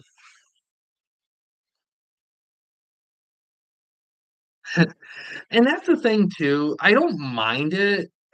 I think I do think, man, I will say this. I know I know they wouldn't have done it, but man, if Sammy did the unthinkable and beat Roman Reigns at Elimination Chamber, that would have been tear-inducing. And my God, what a story that would have been if he beat him at Elimination Chamber. It's a shame they didn't make it so that he beat him at WrestleMania because that would have been great. But I like that Cody did it though, because Cody had a great story with that too. And it got better by the time he got to 40. By the time he got to 40, like Cody definitely earned it. But man, Sami Zayn, yeah, it was. Um, but yeah, I will say this though. I will say this. I do think in terms of legitimate feuds, I think Jay had more of an intense person on person feud with Sammy than Roman did with Sammy. Like when I look at throughout the bloodline and I think of who fought Sammy and had the most personal beef between each other, probably most consistently and the most, I would put Jay and Sammy. Like Sammy and Roman definitely had beef for a bit too. But I think it was a lot more back and forth, consistent best friends, enemies, frenemies with Jay. So I didn't mind that Jay and I didn't mind that Sammy's moment was the tag title as opposed to the singles title at WrestleMania 39 because, again, I think him and Jay have more of a long-term feud story stuff than probably him and Roman. But that's just how I see it, at least. All right, back to Block A here.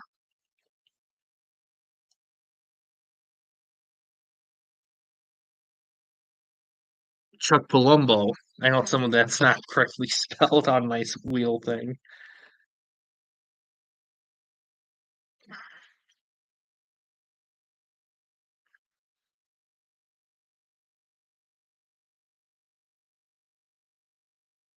Doink is in Block B.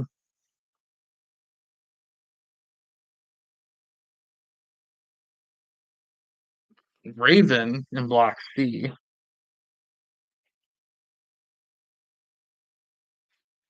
And then Block D.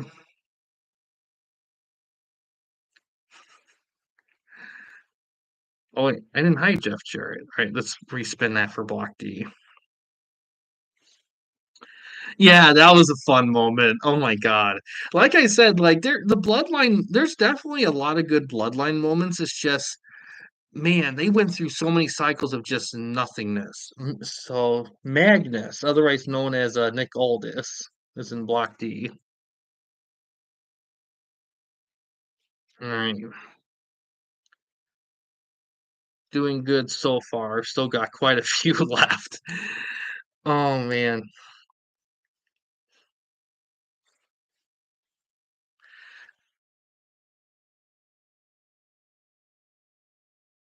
Randy Orton heel run. You know what? I will say this. It's a shame that Matt Riddle didn't stick around because for a while I was thinking he'd be a big star with them because his star was rising.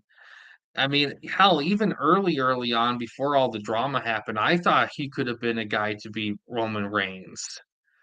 Like they could have built something around that because he definitely had that baby face factor going for him, but it just didn't work out. That just didn't.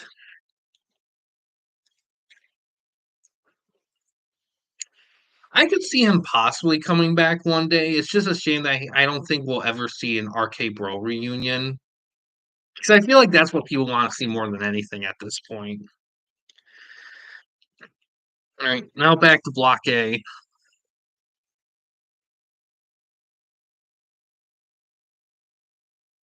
RVD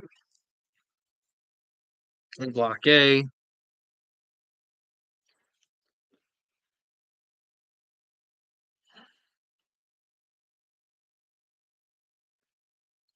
De Niro, the Pope wrestler there. Block C,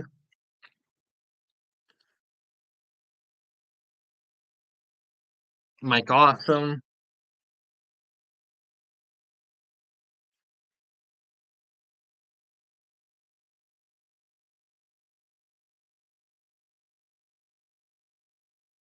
Cactus Jack in Block D.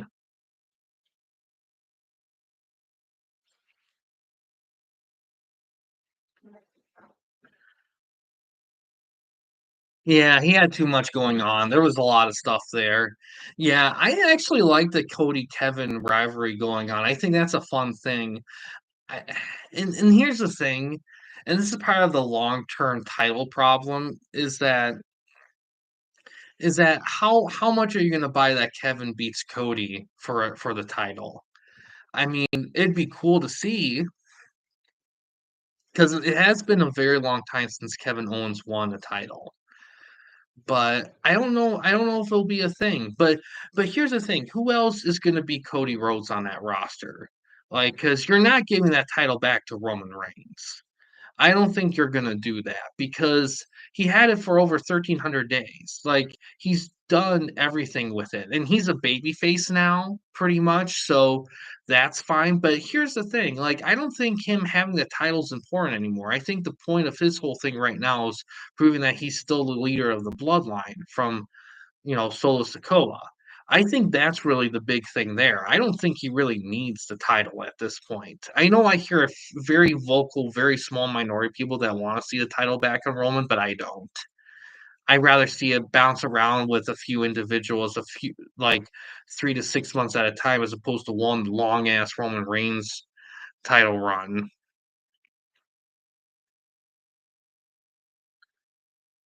Yeah, and that's the thing too. It's like I think her biggest struggle is that I think she's just struggling finding someone to feud with. Because I feel like what builds wrestlers a lot, I think the best way for a young wrestler to build themselves toward title stuff is great feuds, great rivals. And I don't think she's quite hit that way. She kind of had something with frickin' oh, what's her name? I forgot her name. Um Former MMA lady used the armbar as a finisher. Um I forgot. She had a little thing with her, but she was out the door, so it didn't go anywhere. Right, back to Block A. Jacob Fatu. Oh, Animal, Road Warrior Animal in Block A. You know what? He will be a guy at some point. And man, the way they did the tag title win with the Bloodline was it's so funny because yeah, I get that. She's a bit unorthodox, but that's the appeal. But but yeah, but let's face it, when it comes to, current taste of things, Vince probably isn't the leader on that one there. Um, but it's funny because when they gave the Bloodline the tag titles, it was Fatu and one of the tag guys they had. Because the other tag guy, I forgot his name, was just like a botch machine to the point where to the point where I think it was done on purpose, but like part of the character. But once he was fully healed up, they just gave the title to him like Freebird roulette. But here's the thing: if you're gonna give if you're gonna give a stable tag titles, the 2 guys that you assign as the tag team part of that stable should get those titles. Like, no one else should be around there. Like, don't like, that's the way I feel about it at least. So to because it feels like his first title win in W feels kinda like an asterisk because he didn't really win it. He just kinda was a part of the stable winning the titles, but he didn't actually win it. It feels kinda like a rip a little bit.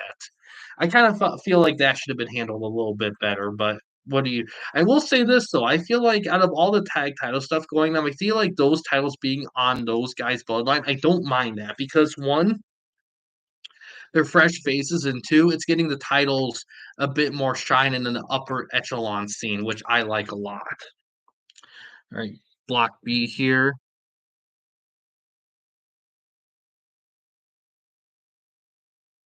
Uh, Shelly of the Motor City Machine Guns. Block C,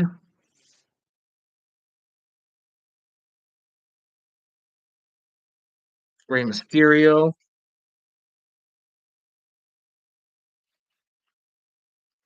And then block D,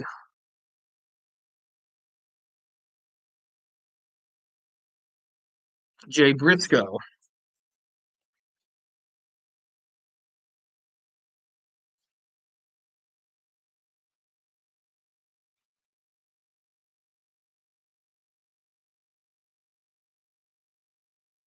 Yeah, you know what? I think I would love to see a reignite Seth Rollins Cody Rhodes feud because those 2 had a great feud. Even though Cody won all 3 matches, that was a dynamite feud. Probably one of the better one-sided feuds. And there's a few good feuds that are kind of one-sided, like RVD, Jerry Lynn, Dreamer, and Raven. Actually, a lot of ECW ones now I think about it. But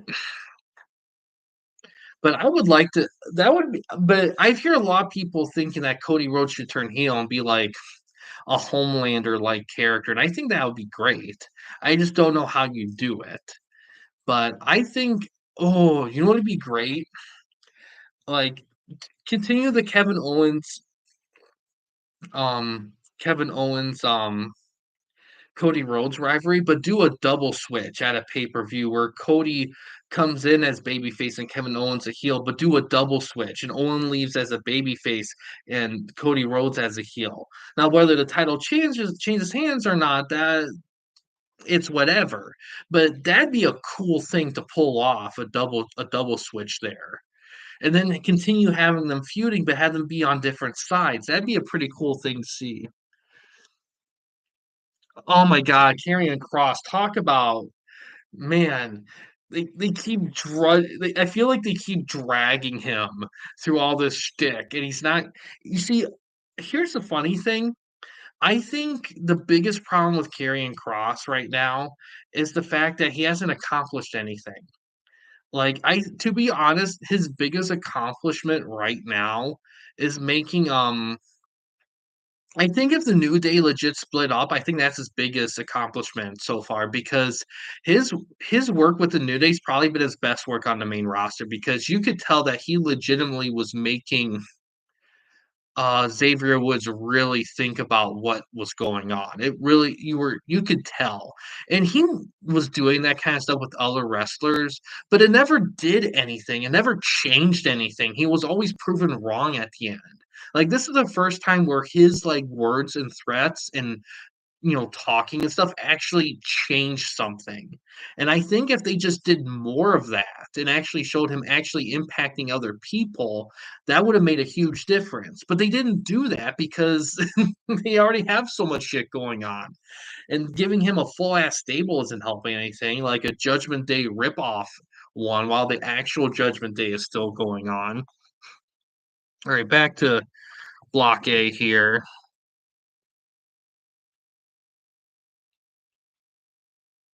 Gorgeous George.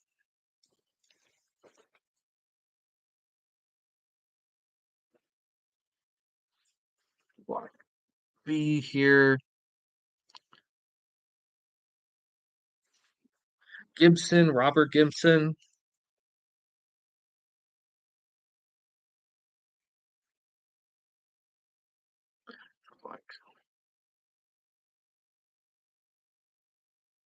Kenny Omega for Block C,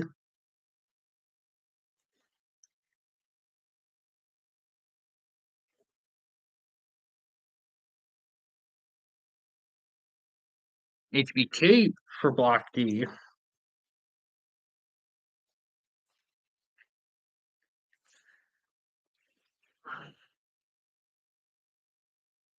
Yeah, oh my god. You know, it's funny that he hasn't had any matches. I'm surprised because he's still in wrestling shape. I hear a lot of people want to see an Aldous Adam Pierce match because both those guys were NWA champions. They're both still kind of young. I would love to see an Aldous like Pierce match. I think that'd be pretty sweet to see because those two like legit butt heads a lot. That'd be fun. But I don't know. It's just one of those things where how much more do you want to push yourself a little bit? Because the thing with Pierce has kind of been out of like actual in-ring wrestling for a bit. All this could still probably go a little bit, but it's just a question of like if what would we do outside of like, hey, look, I can still wrestle. But that'd be fun to see Cody and him duel off again. That'd be pretty cool. But I don't know. I mean, the unfortunate story with NWA is even though when they got things kicked off again and when they first came back with Power on YouTube, ever since the pandemic and their roster got depleted, they just haven't been the same since. And it's kind of a shame, but what are you gonna do? All right, after back to Block A here.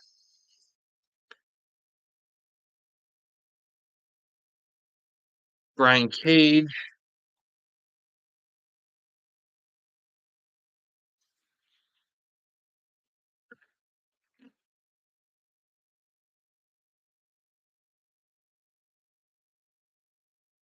AJ Styles in Block B,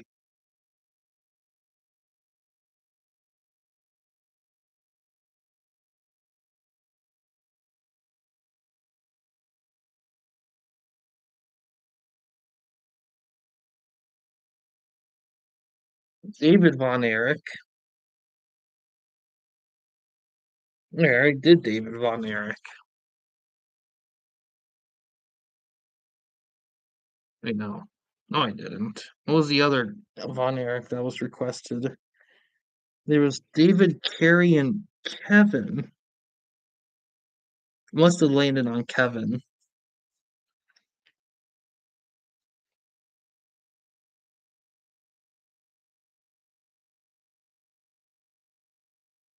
Yeah, I must have landed on Kevin and wrote down David.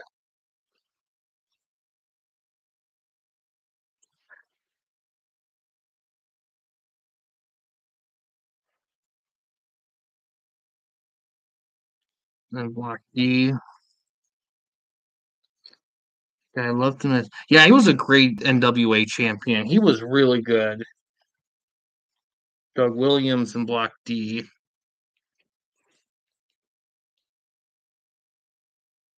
Yeah, Thunder Rosa was great there too. Like I said, early power stuff, they had the top guys, but yeah, and I know they do stuff on the CW app.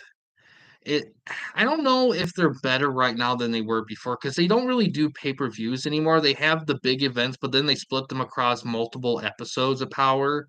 So I don't know if I would call it better now than they were before, but I mean, overall I think they are. I will say this. I mean, at least they don't have fucking oh, what's his name? Before EC3, the guy before him that was champion, he was awful. He was not it. Like, thank God they made EC3 the champion. Yeah, that's a shame too. And it's funny because I watched the very first two episodes on YouTube, and then the pandemic happened, and then they went through a whole YouTube thing.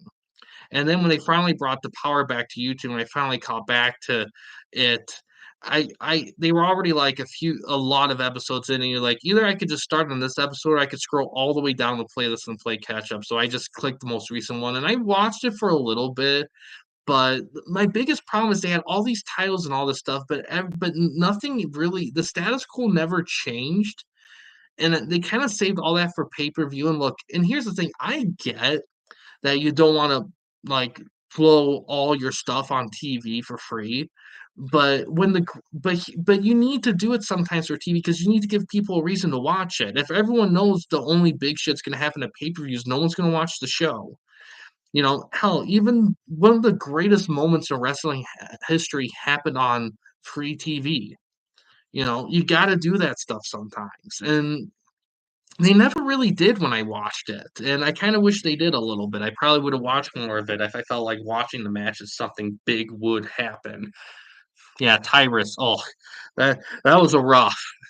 And I'm not saying EC3 is the best wrestler ever, but man, he looks like a fucking million bucks compared to him. Like, he was such a big improvement. And he deserved it too because he went through the ringer a little bit in WWE too. All right, back to Block A here.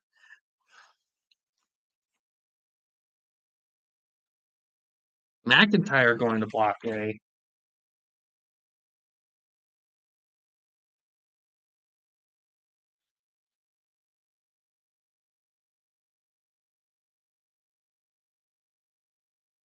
Mike Sanders in Block B.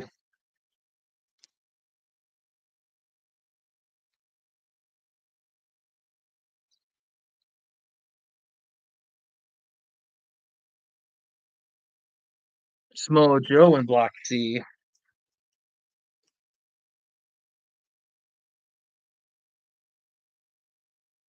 And for Block D, Ahmed Johnson.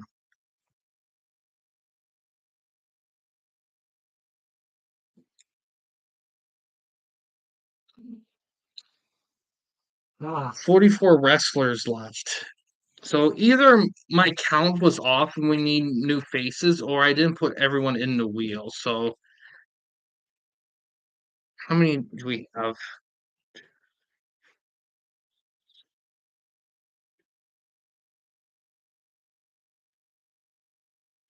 Got 20. Got 20 per. We got 20 per block right now, and we still got 12 each left.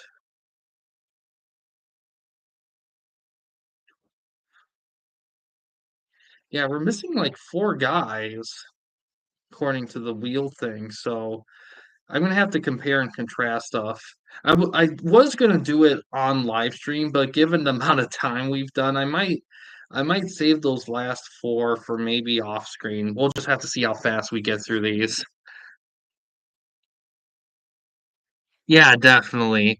The PG era of WWE is probably some of the worst wrestling ever. Like if I had to pick between new gen era WWE and PG era WWE, I'd rather watch new gen era. Like, it's no question. It's classic. There's still good wrestler stuff going on. The in-ring action's still good. I mean, I'm sure there was good in-ring action in the PG era, but man, that stuff is so rough to get through. And at least in the New Gen era, Raw wasn't that long of TV. It's not like they tried to kill you with 3 hours of just bludgeoning. All right, back to Block A here.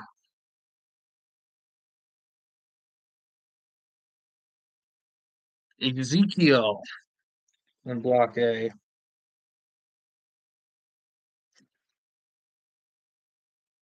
Block B.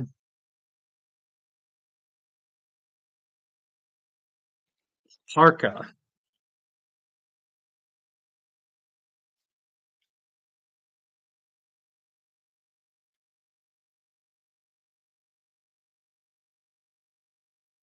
And Grill.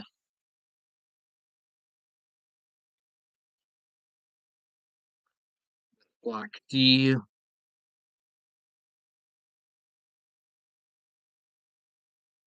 PKO. PCO.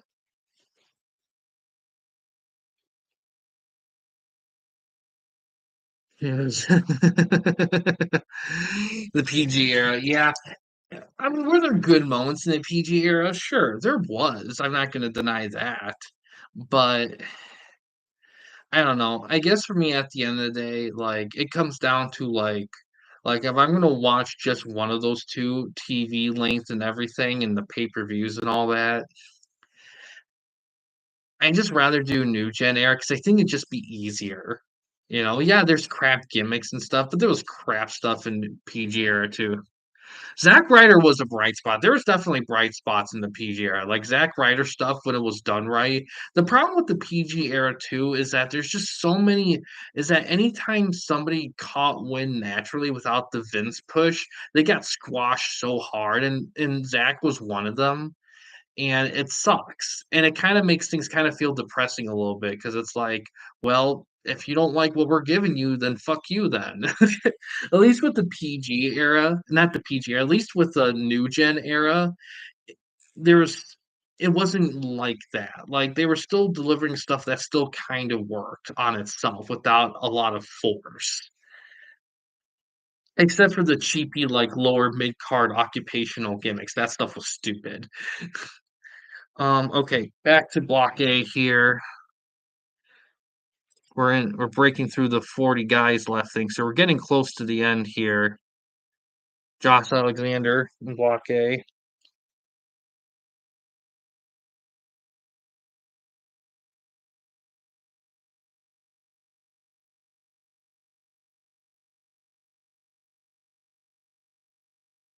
Christopher Daniels in block B.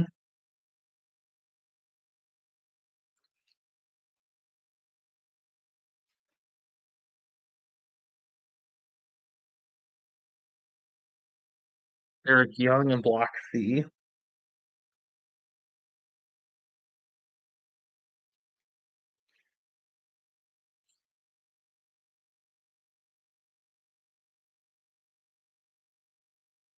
Kerry Von Erich in block D.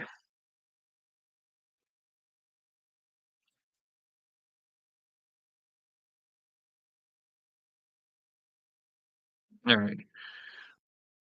Whew, man.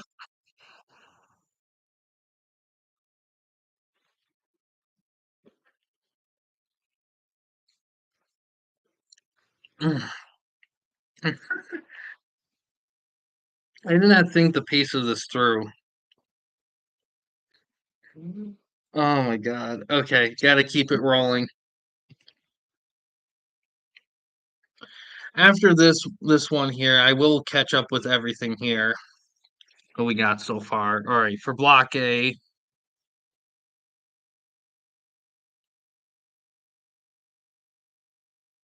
Nigel McGuinness.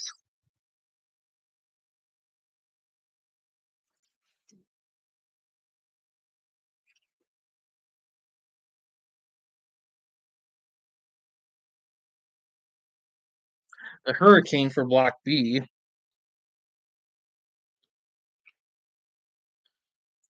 Block C.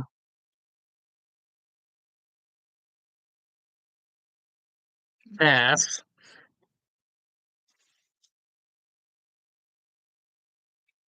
And for block D,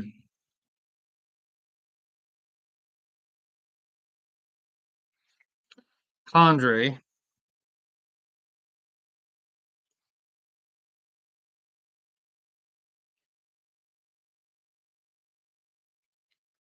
All right, so here's a big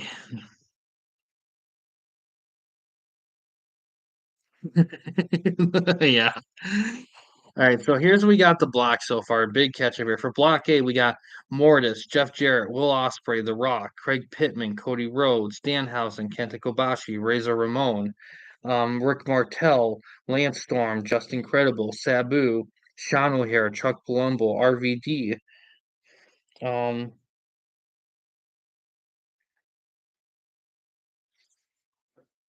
Road Warrior Animal, Gorgeous George, Brian Cage, Drew McIntyre, Ezekiel, Josh Alexander, Nigel McGuinness. For Block B, we got Terry Funk, New Jack, Masada Tanaka, The Mountie, Baron Corbin, um, Bret Hart, Rick Morton, um, Chad Gable, Liger, Nato, Sandman, Kevin Von Erich, Pillman, Saturn, Doink, De Niro, Alex Shelley, Robert Gibson, AJ Styles, Mike Sanders, La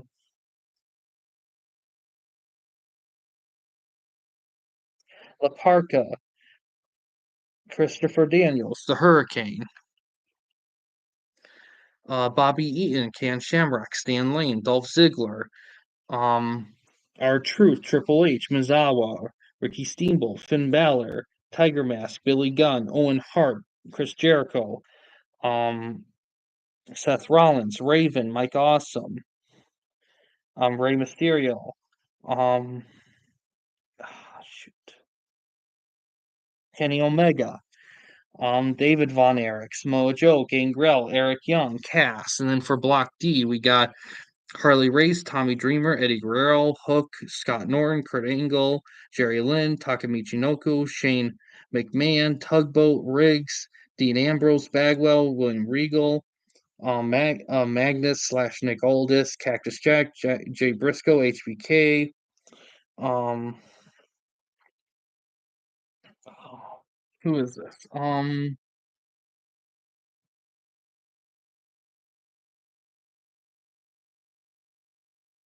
Man,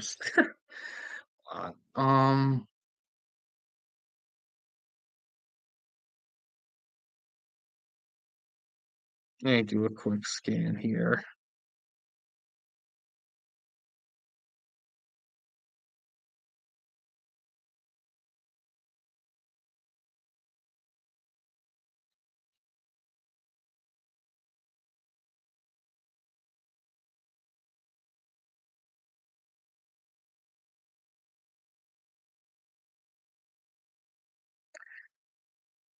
Who is that?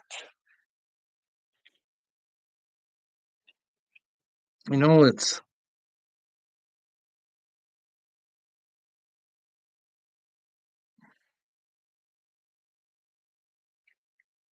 W as the last name.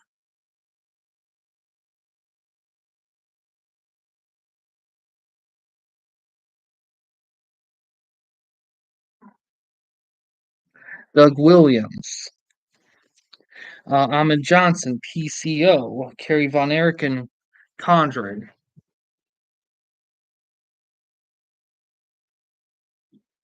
All right.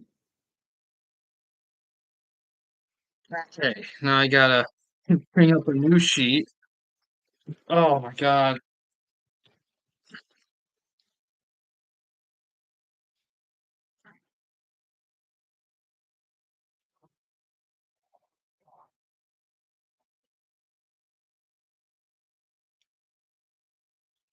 All right.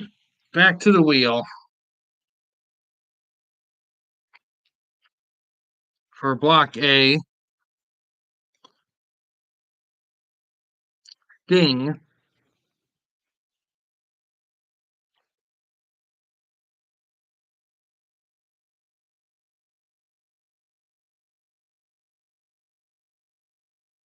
Sammy Callahan for block B.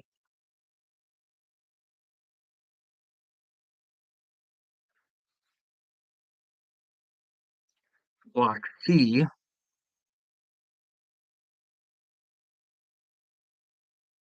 Steve Carino.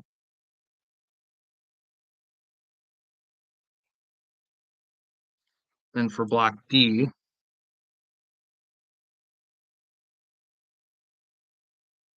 Road Dog.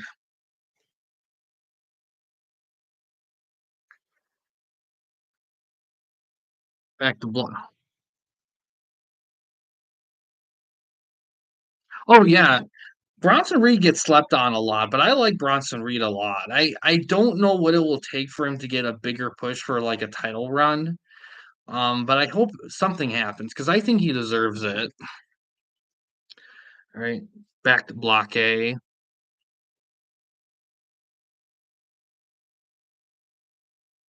Junkyard Dog.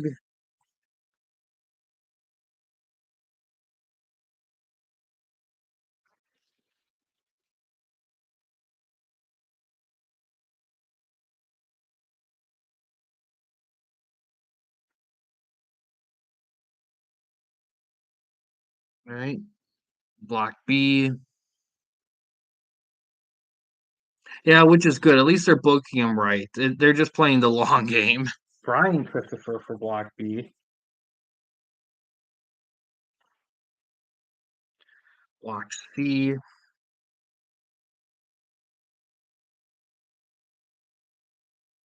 DDP,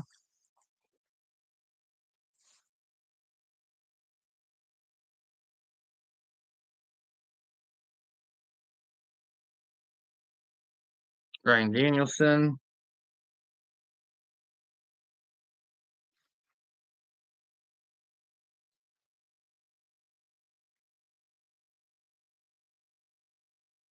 Mark Briscoe for block A,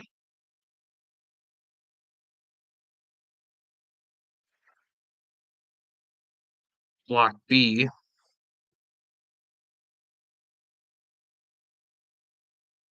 Ric Flair,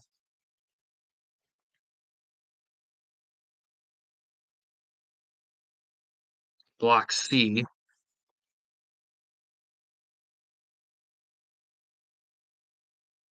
Haku for block D,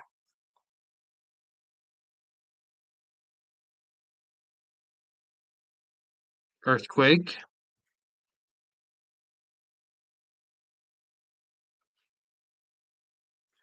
for now back to block A,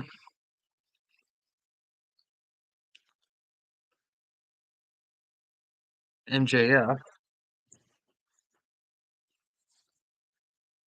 block B,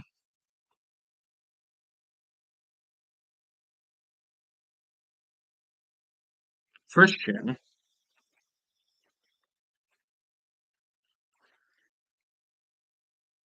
block C,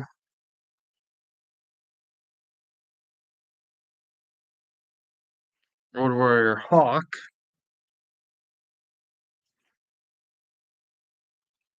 for block D,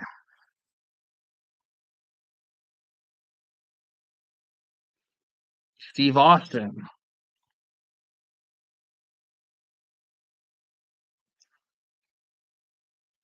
now back to block A, getting close to the end game here. Dean Malenko, another WCW junior rate mid card guy that was really good. Block B,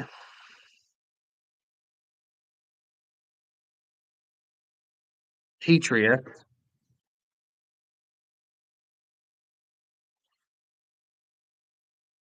block C,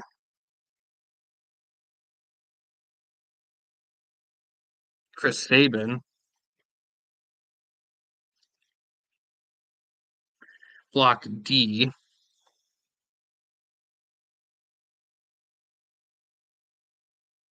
I bet it is.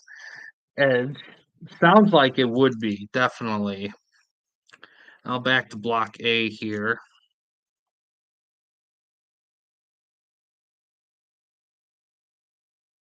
Mr. Perfect.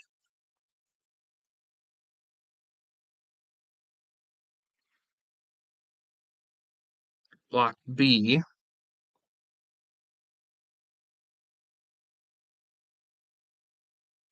Masahiro Chono.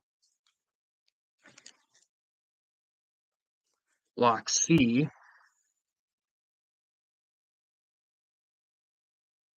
Tenzin.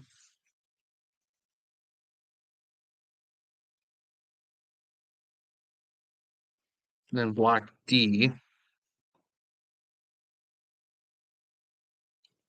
Monty Brown.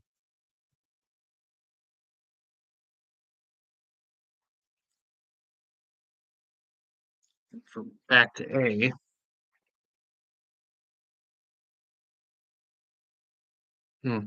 Here I did Lane, so let me rerun that.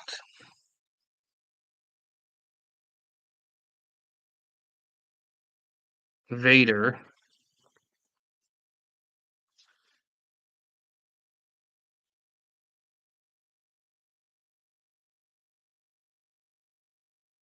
Martel we've already done, so let me get rid of that one.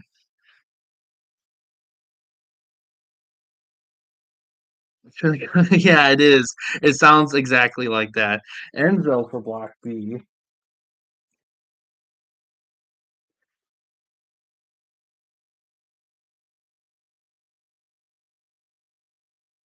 Jake Roberts for C.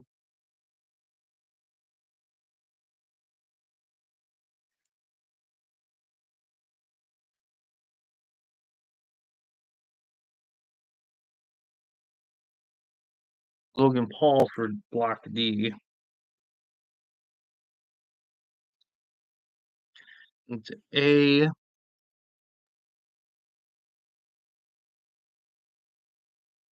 Too Cold Scorpio. And then Shane Douglas for B. And I am missing guys, of course. So let me. Okay, this is going to be interesting. So let me do some counting here, see what's going on.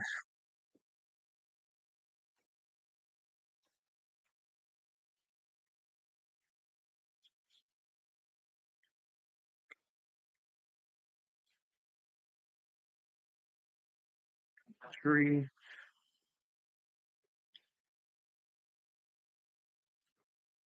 So I'm missing six guys.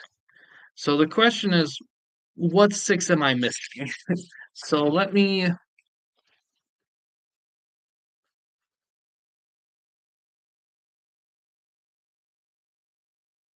do some comparison and contrasting here.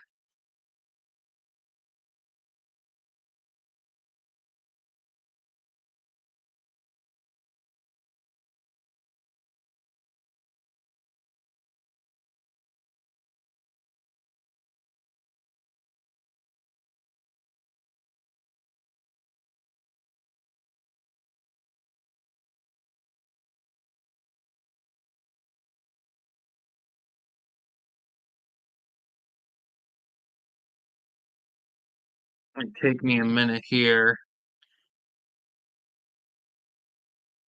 Yeah, they probably sometimes it's good to because you don't want to have your main event always be for title. So sometimes throwing a little bit of a little side little throwback special kind of makes a difference. Yes. Sting, Parka, Race.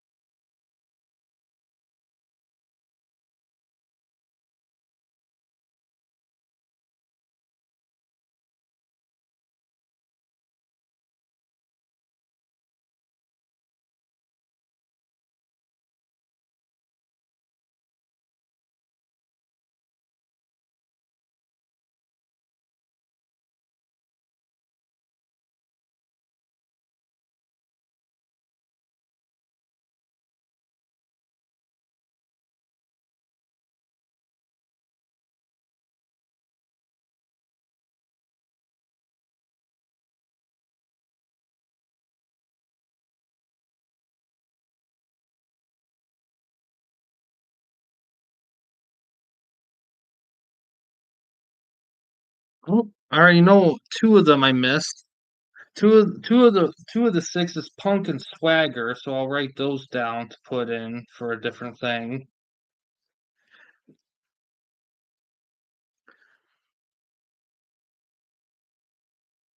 I don't know how I missed those. Must have.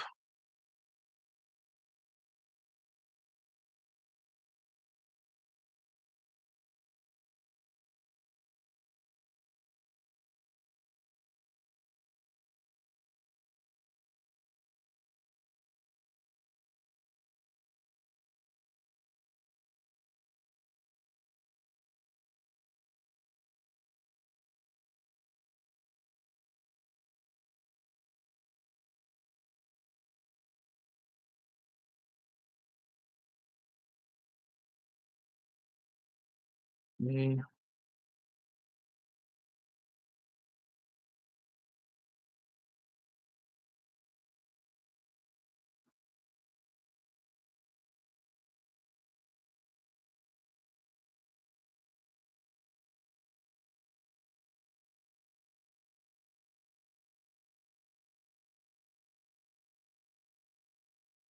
Getting close here, fully catching up. That's how things are.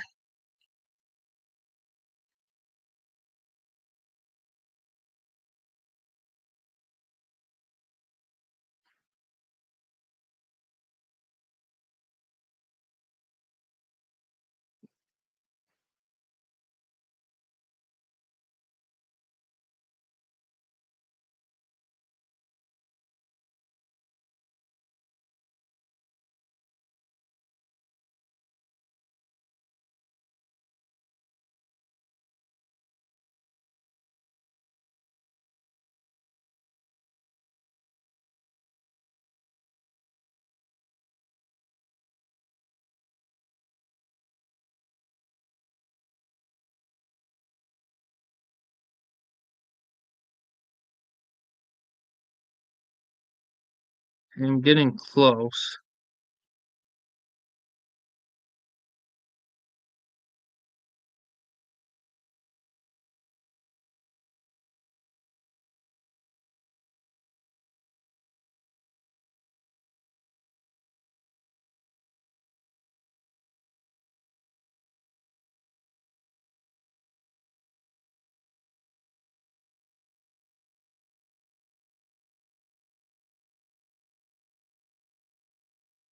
Alright, I checked through it, so unless I'm missing 4 a post, I'm 4 short. So, let me so let me do a quick scan here.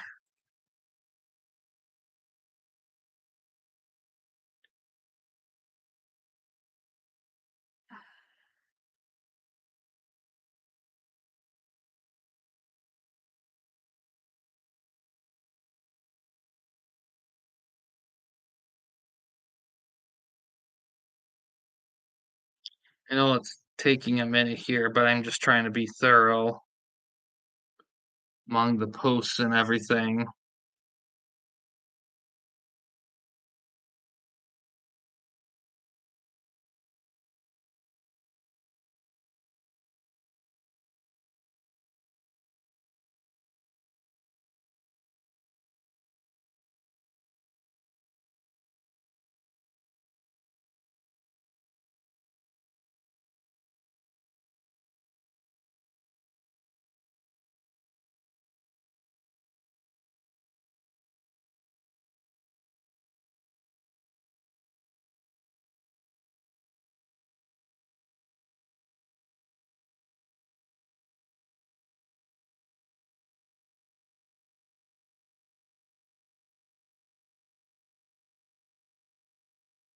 Oh, wait a sec.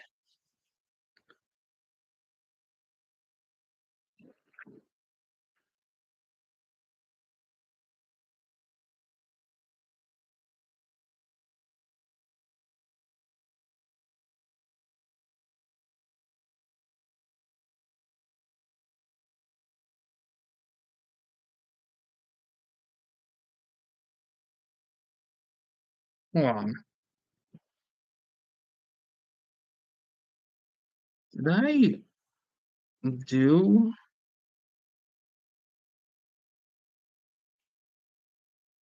I know what I'm missing. I found my 4. Huh. So the 4 I'm missing is Rick Rude, Million Dollar Man, Big Boss Man, and Undertaker. How did I miss that?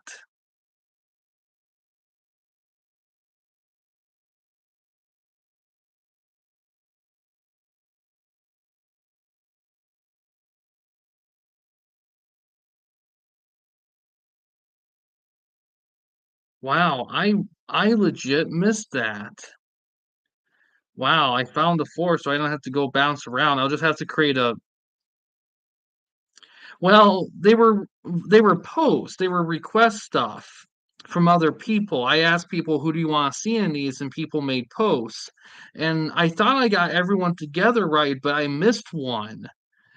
So, well, I technically missed 6 guys, like, I missed 2 of a part of one post, and I missed 4 I missed in a completely different post altogether. So, but I caught it here,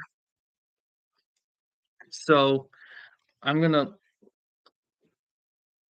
create another wheel, a loose wheel, just a 6 slot wheel, and we're gonna finish this draft off.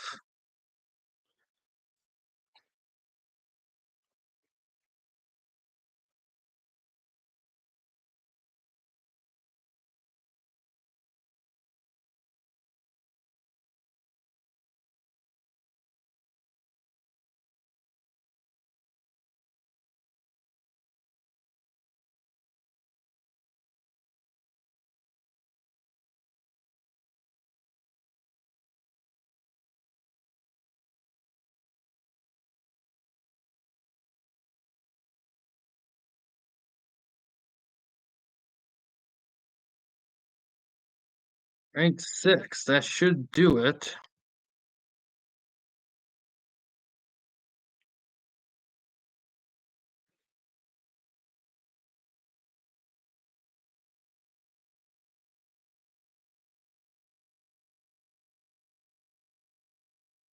Alright, so alright, let's I'm excited. I fucking love Highlander. I only seen the first movie. I haven't seen anything else of Highlander. I heard the TV show was pretty solid.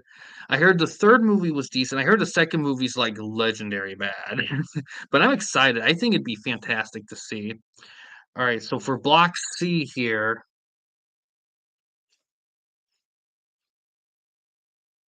CM Punk.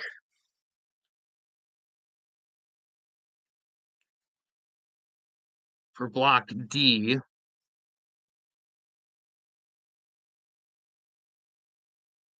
Boss Man, the Big Boss Man.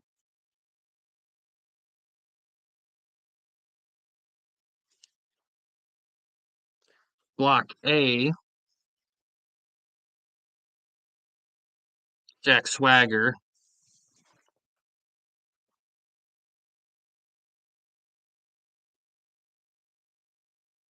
Block B,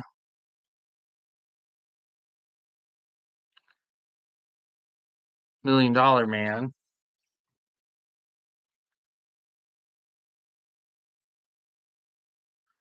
Block C,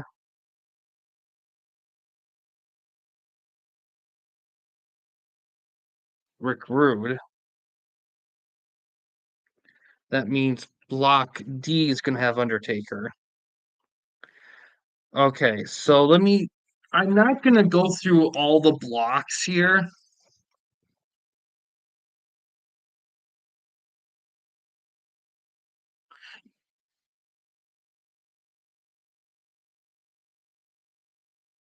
Yeah, I heard the only minor knock I heard about the TV show is because it takes place in the future, any flashback scenes they do is based in current day, which some people thought was kind of unimaginative. But I could be wrong. That's just something I heard. But outside of that, people love the show, and I do want to watch it at some point. Um, but yeah, I do love Highlander. I think it's a fun world and stuff.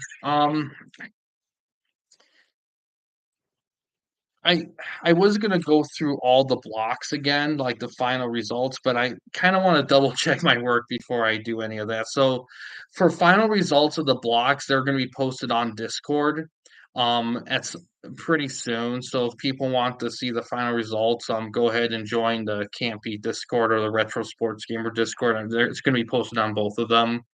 Um, and then I'm going to be working on trying to convert as many wrestlers as possible fully before I cave in and just do part of them to get the thing going. um, but yeah, in terms of streaming, I do plan on streaming tomorrow. I know I said in the last one I was gonna do more Madden 05, but I also got the Fire Pro thing. I don't know if I'm gonna do both tomorrow. I did say Eli I would do his show tomorrow, so I gotta put that first at least, but we'll see. Nice. Yeah, I'll have to watch it. But yeah, final results will be posted momentarily, kinda. I gotta double check my work because if there's guys that were actually drafted in 2 blocks, or if there's or stuff like that, I gotta double check before I do final posts. So I wanna do all that before I fully confirm who's in the blocks. Um, but yeah, this went a little bit longer than I planned. I didn't plan on this doing 2 hours, but when you're drafting 128-ish guys into 4 different categories, it's gonna take a minute. But yeah, that's gonna do it for this though here, guys. Thanks for watching. In case you guys wanna chat with anyone at the Campy company, you didn't wanna use the YouTube comment section, we do have a couple options. First one is we have a Discord channel. You can find a link to that about page/about section of our channel. We also have a community tab on our channel as well. You can access that anywhere at any time. But yeah, guys, thanks for watching. Please subscribe and like the videos, and have a good day.